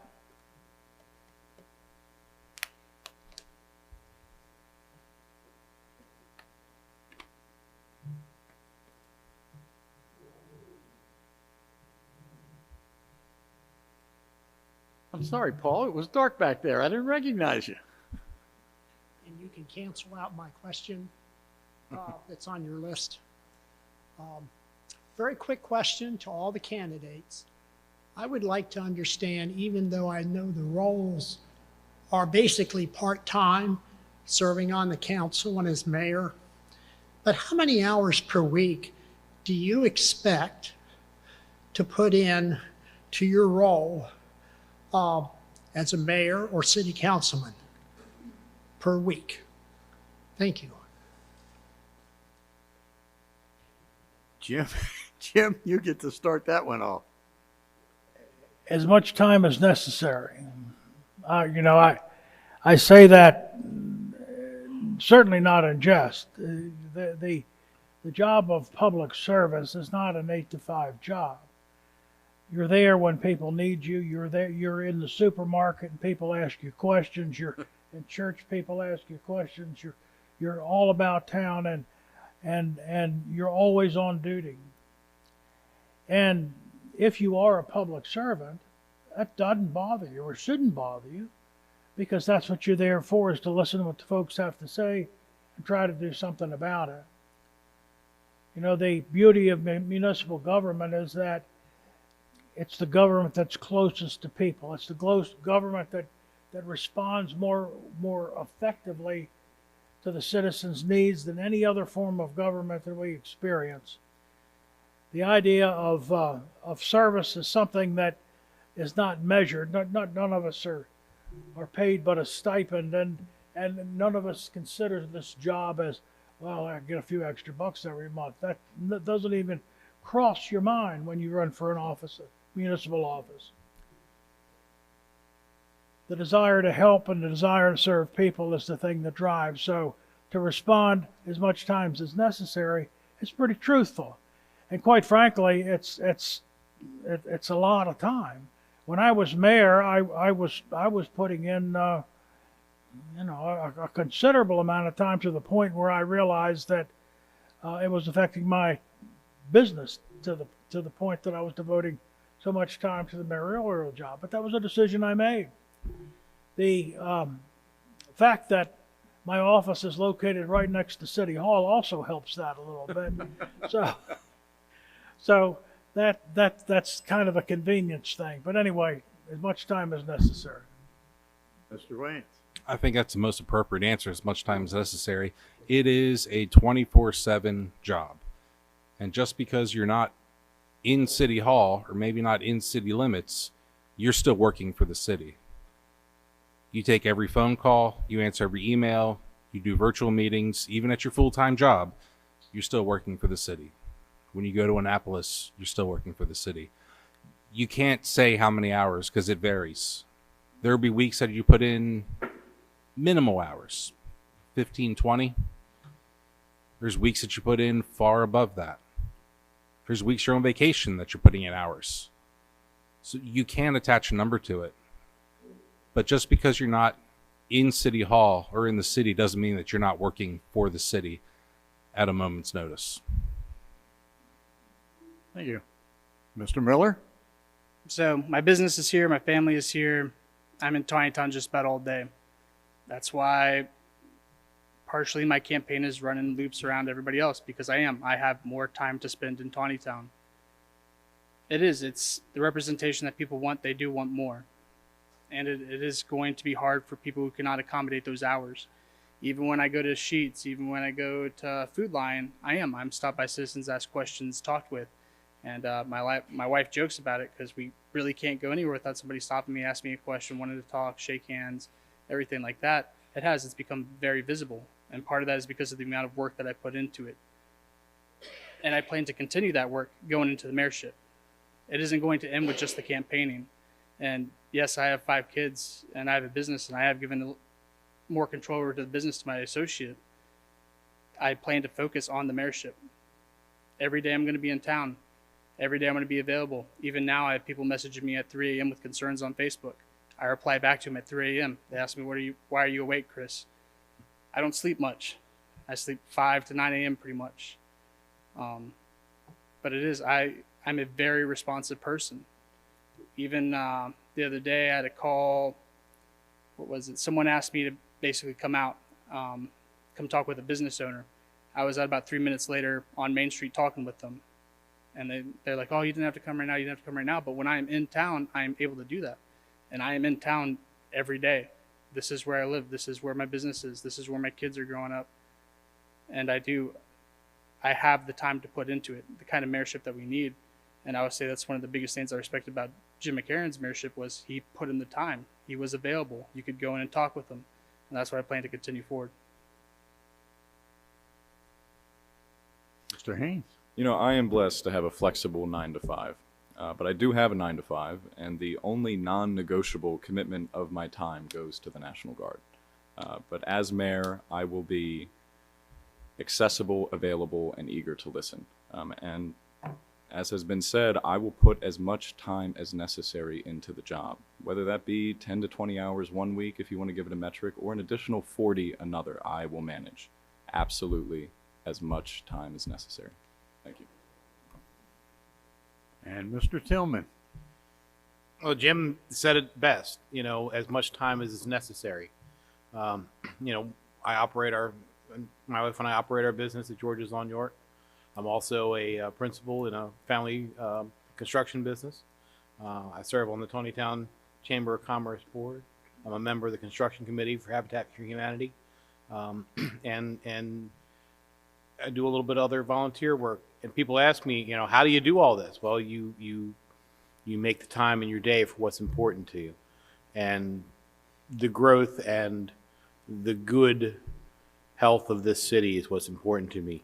And so I will make what time is necessary to do this job.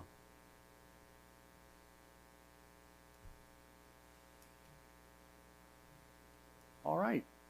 Anyone else? I've got one sitting here to throw out, so I'm going to go ahead and do it.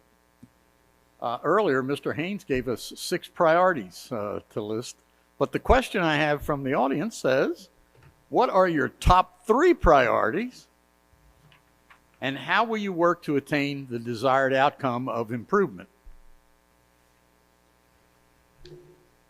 And we start off with Mr. Waynes. That's tough in 2 minutes. Sorry. No problem. Citizen engagement is one of my top priorities. With what we've learned over the past 4 years, with what's realistic, lessons learned from COVID, how people can be reached, how people expect to be reached. There's a lot of education that we've received from that, and that tells us going forward kind of how to embrace that sort of engagement. The Taneytown bypass continues to be one of my absolute top priorities because we have momentum on it. We built the momentum up and we're going to keep it going. We're not going to back down on that one. And then community action groups through the police department with the plan to have a new police chief starting in the next few weeks. We're going to have a fresh look at how the community and police interact together.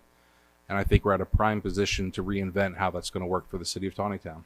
So I'd say that would be my top 3 right there to make Taneytown a better place. Thank you. Mr. Miller. So top priority for me, public safety. As somebody who lives on Trevanian Road, I've been passed just driving 25 on Trevanian by somebody going 40 to 50. I ride my motorcycle down Trevanian, I get passed on Trevanian. I ride down East Baltimore. I've been passed on East Baltimore. We have to do traffic calming. And that's not the only thing. You look at, again, not to go away from Main Street, but Roberts Mill, for instance, I've been out there with a couple citizens talking about the concerns that they have. A kid's going to get hit. A child is eventually going to get hit by a car on these roads. People are speeding through there to get around Main Street. Same thing on Trevanian. There's no sidewalks there. Eventually somebody's going to get hit. And the best way we can do that is to look at everything from speed bumps to signs, alerts, and traffic calming. Again, I've talked about it before, a revitalization of the police department, essentially. Beefing it up a bit, getting more officers on patrol, and making sure that we are stepping up our enforcement on the streets. After that, I'd say communication. Communication is key here. Citizens do not feel that they are being communicated with appropriately. People constantly tell me, hey, I messaged this person or I messaged this person. They never responded back. This happened then. And it has. It's been the constant story of people who ran on communication in 2019 did nothing to further it. It has regressed. And there are a lot of citizens that see that.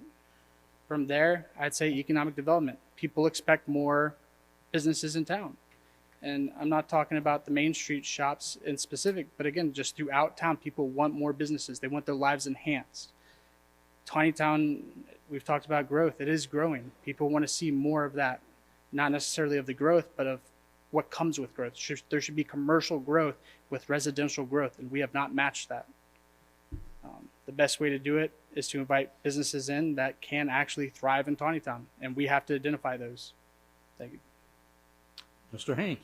So in order, my 3 highest priorities are public safety, economic development, and public engagement. And a goal that I have for each over the next 4 years will be to rebuild and re-strengthen our police department, identify and accomplish actionable policy solutions that would make it easier to start and maintain a business here, and increase public participation in the civic process. Thank you. Thank you. Mr. Tillman. pressured to enumerate them down to a 1, 2, and a 3. I will tell you that the number excuse me, the number one priority is and will continue to be pushing for the bypass. While it may not be something that's in the immediate future, it's something that is absolutely necessary for the growth of Taneytown in the long term. We have to push on it. The city is making strides. We've bought property. The city has bought property to help preserve some of the right of way. We're working with, we the city, are working with developers to preserve right of way pathways, and I think we need to continue to do that. My number 2 priority is downtown. With apologies to Mr. Wantz, the businesses and services that residents need and use, and the small town feel that everybody talks about, begins and ends there. And until we can start getting some of these residential units back to retail use and commercial use, that's just not going to happen. So we need to find ways to incentivize that. And then the last thing is to look at the sign ordinances and zoning ordinances to make sure that they actually work in the way that we want them to work. You know, we have some issues with the community village zoning. I think we can do better. There are certainly issues with sign ordinances, and I think we can do better. And that's kind of that nuts and bolts thing that people don't necessarily think about. It's not sexy to talk about, but it's really necessary to help the businesses and the people of the city. So those are my top 3. Thank you. Mr. McCarron. Well, I think they'd be similar to what has been said already. I am a great advocate of new business growth, downtown and in environs. I think that's an essential thing to have a stable city, a city that is a livable city. I think that the desire to maintain the small town charm along with this growth is a big challenge, but that's one of my priorities. A third priority, I think, would be to render the city services, citizen services the city provides at the most reasonable cost possible. And that includes public safety. I think the idea of calming the traffic downtown is one that we need to address immediately. And while I support a bypass, I don't think that we have time to wait for that. I think we need to do something now, and I've got some ideas about that I think will cause our downtown to be a livable and walkable and shoppable area that we all can be proud of. And I'm looking forward to talking with the council about that. Thank you. Anyone from the gathered group? Okay. The candidates have talked about it. I've received more than one question about something that's been brought up by each one of the candidates, whether they're incumbents or out there campaigning and talking to the citizens. And that has to do with the customer service. We've heard about it this evening continually. But the questions that I've received and that we've heard here is that some of the services are not what they're purported to be to the citizens, whether it's water and sewer, economic development. Practically the only thing I don't hear about and haven't heard about in any of the communications that's been rendered to me is Parks and Rec. They seem to be doing well. So when you are elected to your respective office, what are you going to do to change the image that the public obviously has that the city government, whether it's elected officials or people who work for the government, the town government, aren't providing the services that you are lauding and talking about that they should be? And, Mr. Miller, you start. So just to give an example of something I experienced yesterday, My business received a call from a man who said or the town told him to throw away a yard sign that he had found in his yard. So he called City Hall and he asked a simple question. Can you give me Chris Miller's phone number? I know City Hall has it. They have it. And the man, that's all he wanted. He just wanted a number to contact me to come pick up a sign. So he had to call my business. He had to look me up, find my business, contact me. And I had to drive out to his house. He told me the story about how he contacted City Hall. They told him to throw a sign. They didn't want to talk about it. He was like, yeah, they just said basically toss it in the trash. And he tried to tell them it's worth money. You know, someone paid for this. But it's just a basic thing, just providing a phone number. It's what, 10 digits? I mean, the biggest thing is when someone calls City Hall, they feel a cold reception. They feel a cold reception when they walk through the doors. I've had people come up to me and be like, hey, everybody's saying you're going to fire all of City Hall. That is the furthest thing from the truth. New expectations are going to be set. Higher expectations are going to be set. And people are going to have to do their jobs. And that comes to customer service. People pay taxes for this. I get it. If you don't want to do it anymore, if you don't want to talk with the citizens anymore, then don't do it. But don't subject them to this. There has been a problem with customer service, and the best way to fix it is just to set better expectations. People are going to have to leave if they are not meeting those expectations. And it's going to fall, I can't do it myself. I know that very well. It's going to fall on everybody up there, but the image has to change. There has to be a change in image that we are actually receptive to the population here. And hopefully we can accomplish that May 1st. Mr. Haines. So I want to emphasize that everyone who works at City Hall is human. They're not heartless bureaucrats that don't care about people. And they work at City Hall because they genuinely care about our community. But that doesn't mean that we can't do better. And as mayor, if elected, I will immediately sit down with the city manager and identify customer service solutions to make sure that people get a warmer reception when they come through the door, a warmer reception when they have somebody pick up the phone. Thank you. Thank you. Mr. Tillman. Customer service is a cultural thing within an organization. And although everybody in City Hall does the best they can for the job that they do, the culture of putting the customer, meaning the city resident first, doesn't seem to be out front.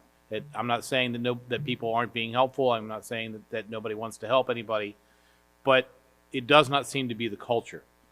And I think we need to change that. And it starts with something simple like the lobby when you walk into City Hall. It's bare, it's stark, it's cold, it's unfriendly. It's this big, gigantic door you got to pull on to open. It really looks like someone's pulled up the drawbridge on the castle. And we need to change that. We need to start being more friendly, and I don't know how else to say that, but we really do need to put that effort into the customer service, and I just don't think that that's part of the culture now, but I think one of the things that I would like to try to do is change that. I've been in the customer service business since I've been 16 years old. And I've learned one thing in all those years, that the customer is always right. Our citizens are our customers. And while they may not always be right, at least they think they're right all of the time. And we need to respect that. The customer service that we give through the front door at City Hall is a direct reflection on city management and on the city government. It's incumbent on us to instill in our employees the desire to serve, just as all of us on council and the mayor have a desire to serve, unselfish desire to serve. That needs to be communicated to those who meet the public in our name. We're here to do one thing: provide services for people who live in this town. And we get paid for that. We tax their property, and that property pays for those services. We have a responsibility to carry through in the most efficient way that we can. The criticism we hear about government today is widespread. And it's because of that lack of care. It's because of that insulation that some public officials feel between the people and their own position. That can't be permitted in municipal government. We need to do everything we can to make sure that people get what they paid for. And Mr. Wantz, you get to wrap this one up. Thank you, sir. When I went to business school, one of the first things I taught is the customer's not always right. The customer's always the customer. And that's the key. It's not perfect. I've yet to have the perfect customer service experience anywhere that I go. I think there's always room for improvement. I can tell you that every member of our city staff has a passion for this city, and they have good days and they have bad days. And I've heard the phone calls where they've answered the phone very pleasantly and are immediately cussed out and screamed at. And half after that phone call, that resident is on Facebook saying city staff was mean to them. Don't push them to that point. They want to help you. Yes, things can be improved everywhere. Everywhere you go, something can be better. And we continue working to make that better. But I'm not going to throw city staff under the bus for campaign points. That's not fair to them to get caught up in rhetoric that it just destroys everything from within. They are good people who work hard for this community. Yes, we can all do better, but we can also all be respectful as well. Thank you all for those answers. And I'm glad nobody said they wanted to make it a drive-through, because we tried that once and it didn't work out well. I know we've hit the 8:30 time that I said we'd like to wrap up, but I have one more question that I'd like the candidates to answer, because I think it hasn't been touched at all tonight, and it is a critical matter because we are a municipality among, I think, 7 in the county, and we have 5 county commissioners that the elected officials of our town are going to have to deal with. As a council member or the mayor, how would you continue to facilitate the relations with our city and the other municipalities in the area, especially within the 1st District, and the county government and the county commissioners?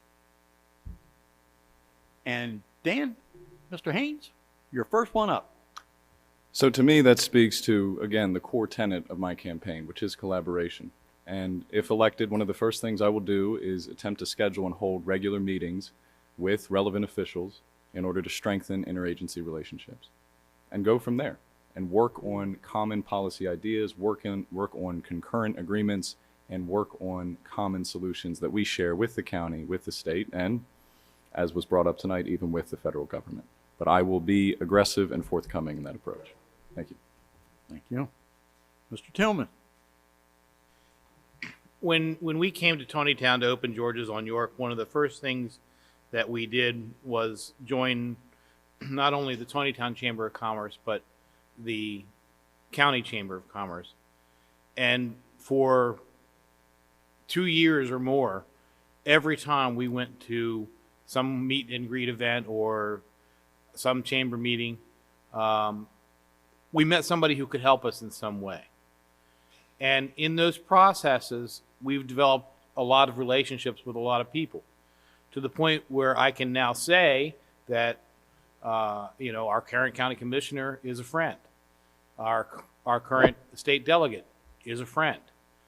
These are people that I've met at these functions, and it's all about relationship, and it's about developing relationships with those people. And that's one of the things that I stress and do. You know, I go to a lot of functions. I was at the legislative luncheon this afternoon for the county chamber. Talked to all of our state legislators. A couple of state people were there. So I always make it those points. And so we've gone a long way to developing those relationships. At least I have, and I look to foster more of those. Involvement with other municipalities and other levels of government has really been part of my style from the time I entered politics. I was president of the Maryland Municipal League, which is the association of the 157 cities and towns in the state. I served on as chairman of the communications committee as well as the legislative committee. Currently serve on the Carroll County Commission on Abilities and Disabilities, Aging and Disabilities, that's what I'm trying to say. As chairperson, I'm on the board of directors of the Carroll County Chamber of Commerce. I've been involved and stay involved in all levels of politics. Been president of the Maryland Municipal Leagues Association chapter, the Carroll County chapter. In fact, in my early days, I was instrumental with the chapter person in Frederick County, the chapter president of Frederick County, forming a separate chapter for the Carroll County Associations of Municipalities.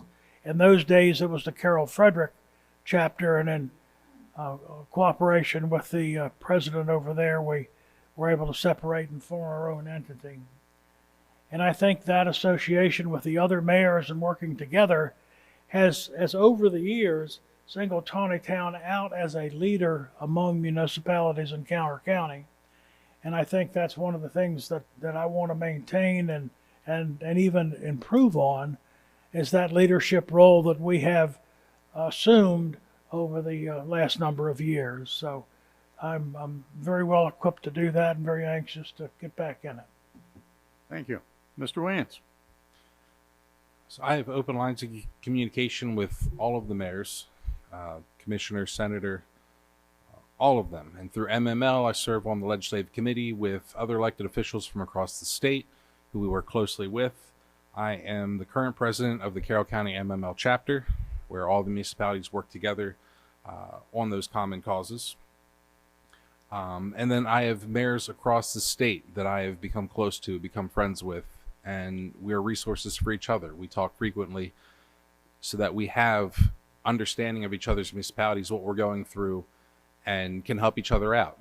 So as I've told people before, Taneytown's not an island. You know, we're not that unique when it comes to municipal government. Everyone's dealing with the same things. Everyone's dealing with drug problems. Everyone's dealing with police retention issues. Everyone's dealing with the same things, so we work together. And I'm very happy to say that with other mayors across the state, I have a better chance of finding those answers and finding those creative solutions through them and through relationship with the Maryland Municipal League as well. Thank you. So I originally announced back in July of 2022, and that's because I believe you cannot just expedite 2 months of work. You have to build connections, and I've taken the time to do that. I've built connections at the Board of Educators, the commissioners, state legislative. I would say the only people I haven't really talked with is probably the other mayors. But I will say that's not the only people I've been building relationships with. Services that are eyeing Taneytown to come into here. Services that can help our citizens. It takes more than just the end sprint to try to build these connections. These should be built before you are trying to take office. And it's hard because I'm running against people who have been up there for 4 years. These connections should be already established. This work should already be done because that is the basis of the job. So the fact that I am out there building these connections and they're telling me, hey, I haven't heard from this person, or I haven't heard from this, or I haven't even talked with anybody at the council. Same thing when I'm originally talking with sheriffs, Board of Educators, stuff like that. You have to reach out. It isn't just the mayors. The council members have to be active too. Everybody on there is going to have to be active to build these connections. And I've been taking the time to do that. you can't just expect to build them once you get in. You have to work at it. And I have. Okay, I'm not going to take another question. I don't have another one to field. We'll get ready for our closing thoughts. For 3 minutes, you'll each have a chance to close, and we'll start with Mr. Tillman. However, I want to make a couple of quick announcements and give you a breather to collect your thoughts before we get to that. First off, if you like what we did tonight and you want to repeat it, there is another Town Hall for Candidates Forum on the 25th of April at 7 p.m. at the Trinity Evangelical Lutheran Church. There's some flyers back here on the table if you want to pick one up. You can contact Mr. Thomas, who asked a question earlier about the particulars. But if your question didn't get asked, or you still want to get some more answers, I'm assuming all the candidates are going to appear at that forum as well. Also, just to throw the high school out there, this weekend we have the spring musical, The Addams Family. Friday night and Saturday night at 7 o'clock. There's a Saturday matinee. And then the following weekend, the 21st and 22nd, again, 7 o'clock evening shows.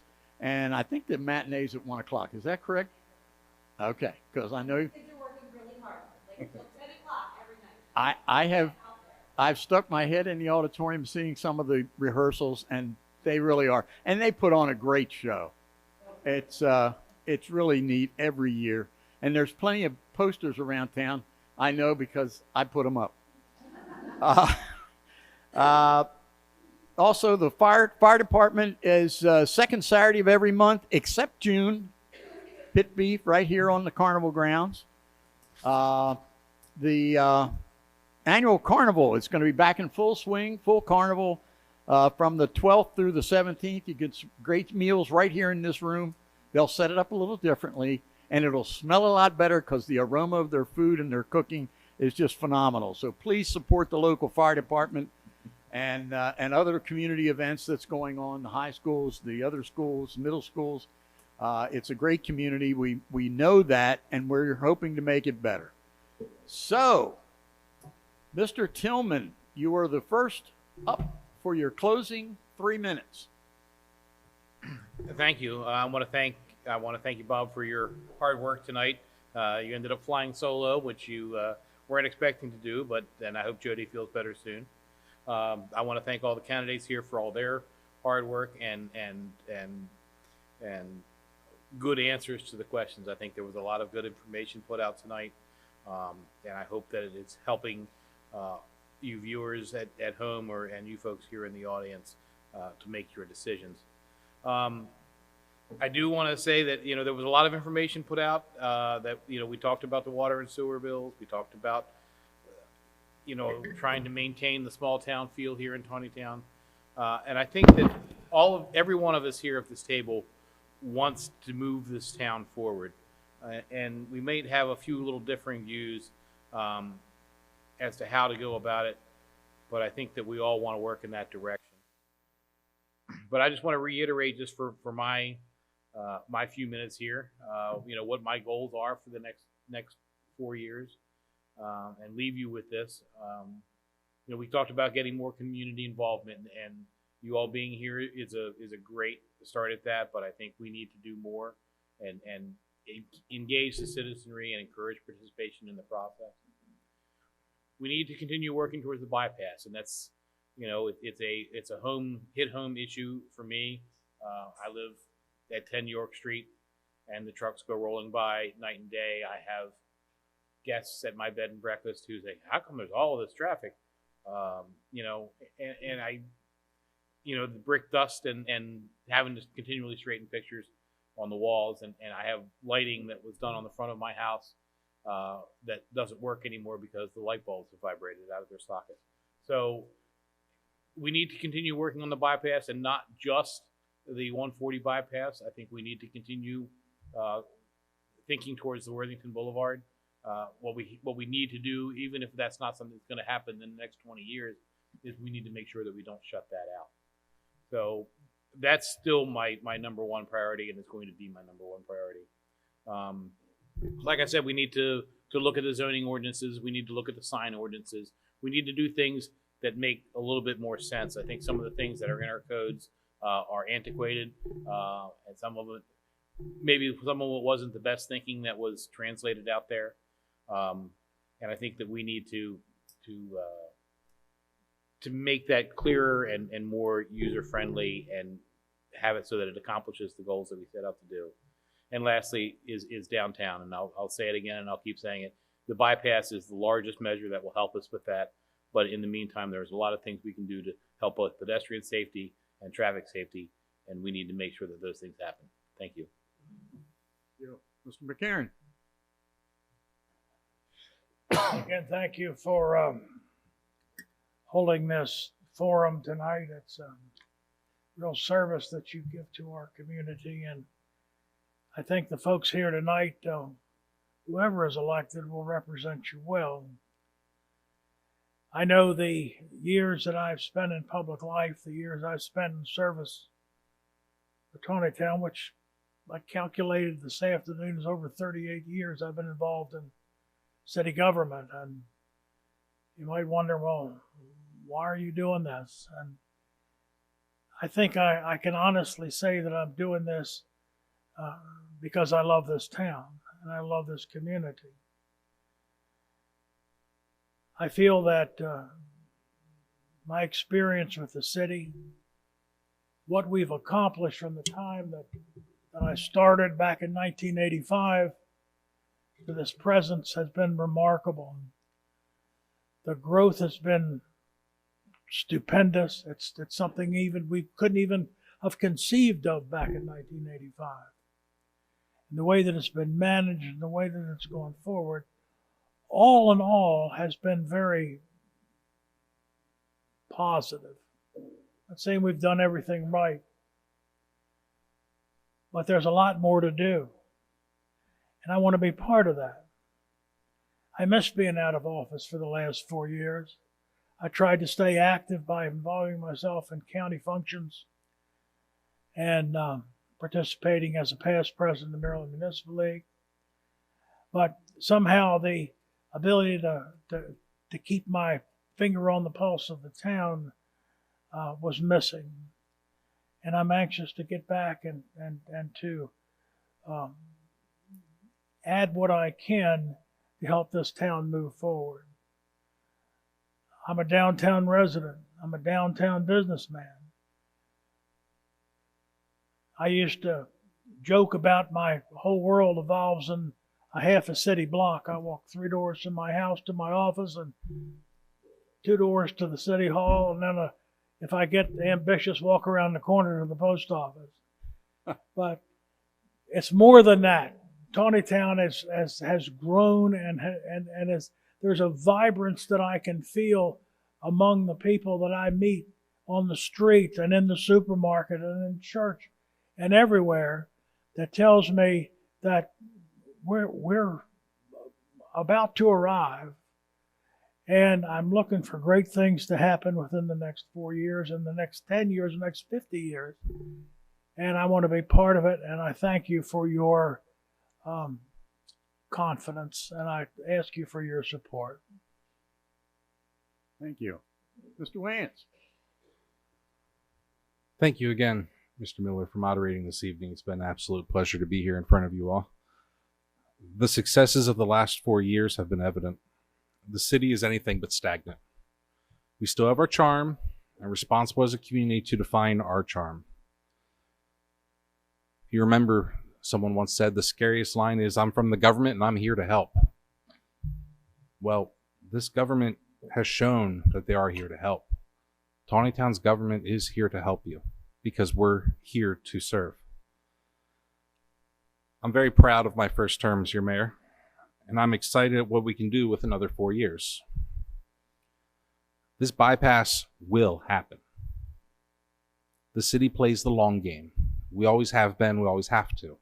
We have to look far off into the future, but we continue. And we need to keep this momentum going that we spent 4 years building.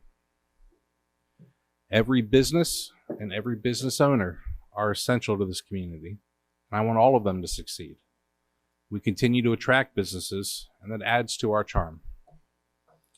And finally, we control our growth. Developers do not control growth in the city of Taneytown. A responsible city government will only approve developments when and only when we are prepared for it. That means services are up to par. Utilities are up to par. We won't be bullied by developers. Despite claims that you hear, the city is strong with developers. You're only going to see shoveling dirt when the city says we're ready for shoveling dirt. And I guarantee it. I'm asking for your vote on May 1st because we're ready for another 4 years of great success. Because we've had 4 great years. 4 years that you won't see from other candidates. So I'm asking for your vote on May 1st, and I look forward to serving again as your mayor. Thank you and good night. Mr. Miller. So I've talked a lot about representation. It's something that I hold dear. And that is the simple fact of what I'm trying to bring, is that we are representing the people accurately, how they want to be represented, and we are talking with them. We are building those communication blocks. I implore people to go back and look at the 2019 candidate forum. Promises were made, a lot of them. Same thing with 2015. This has continued.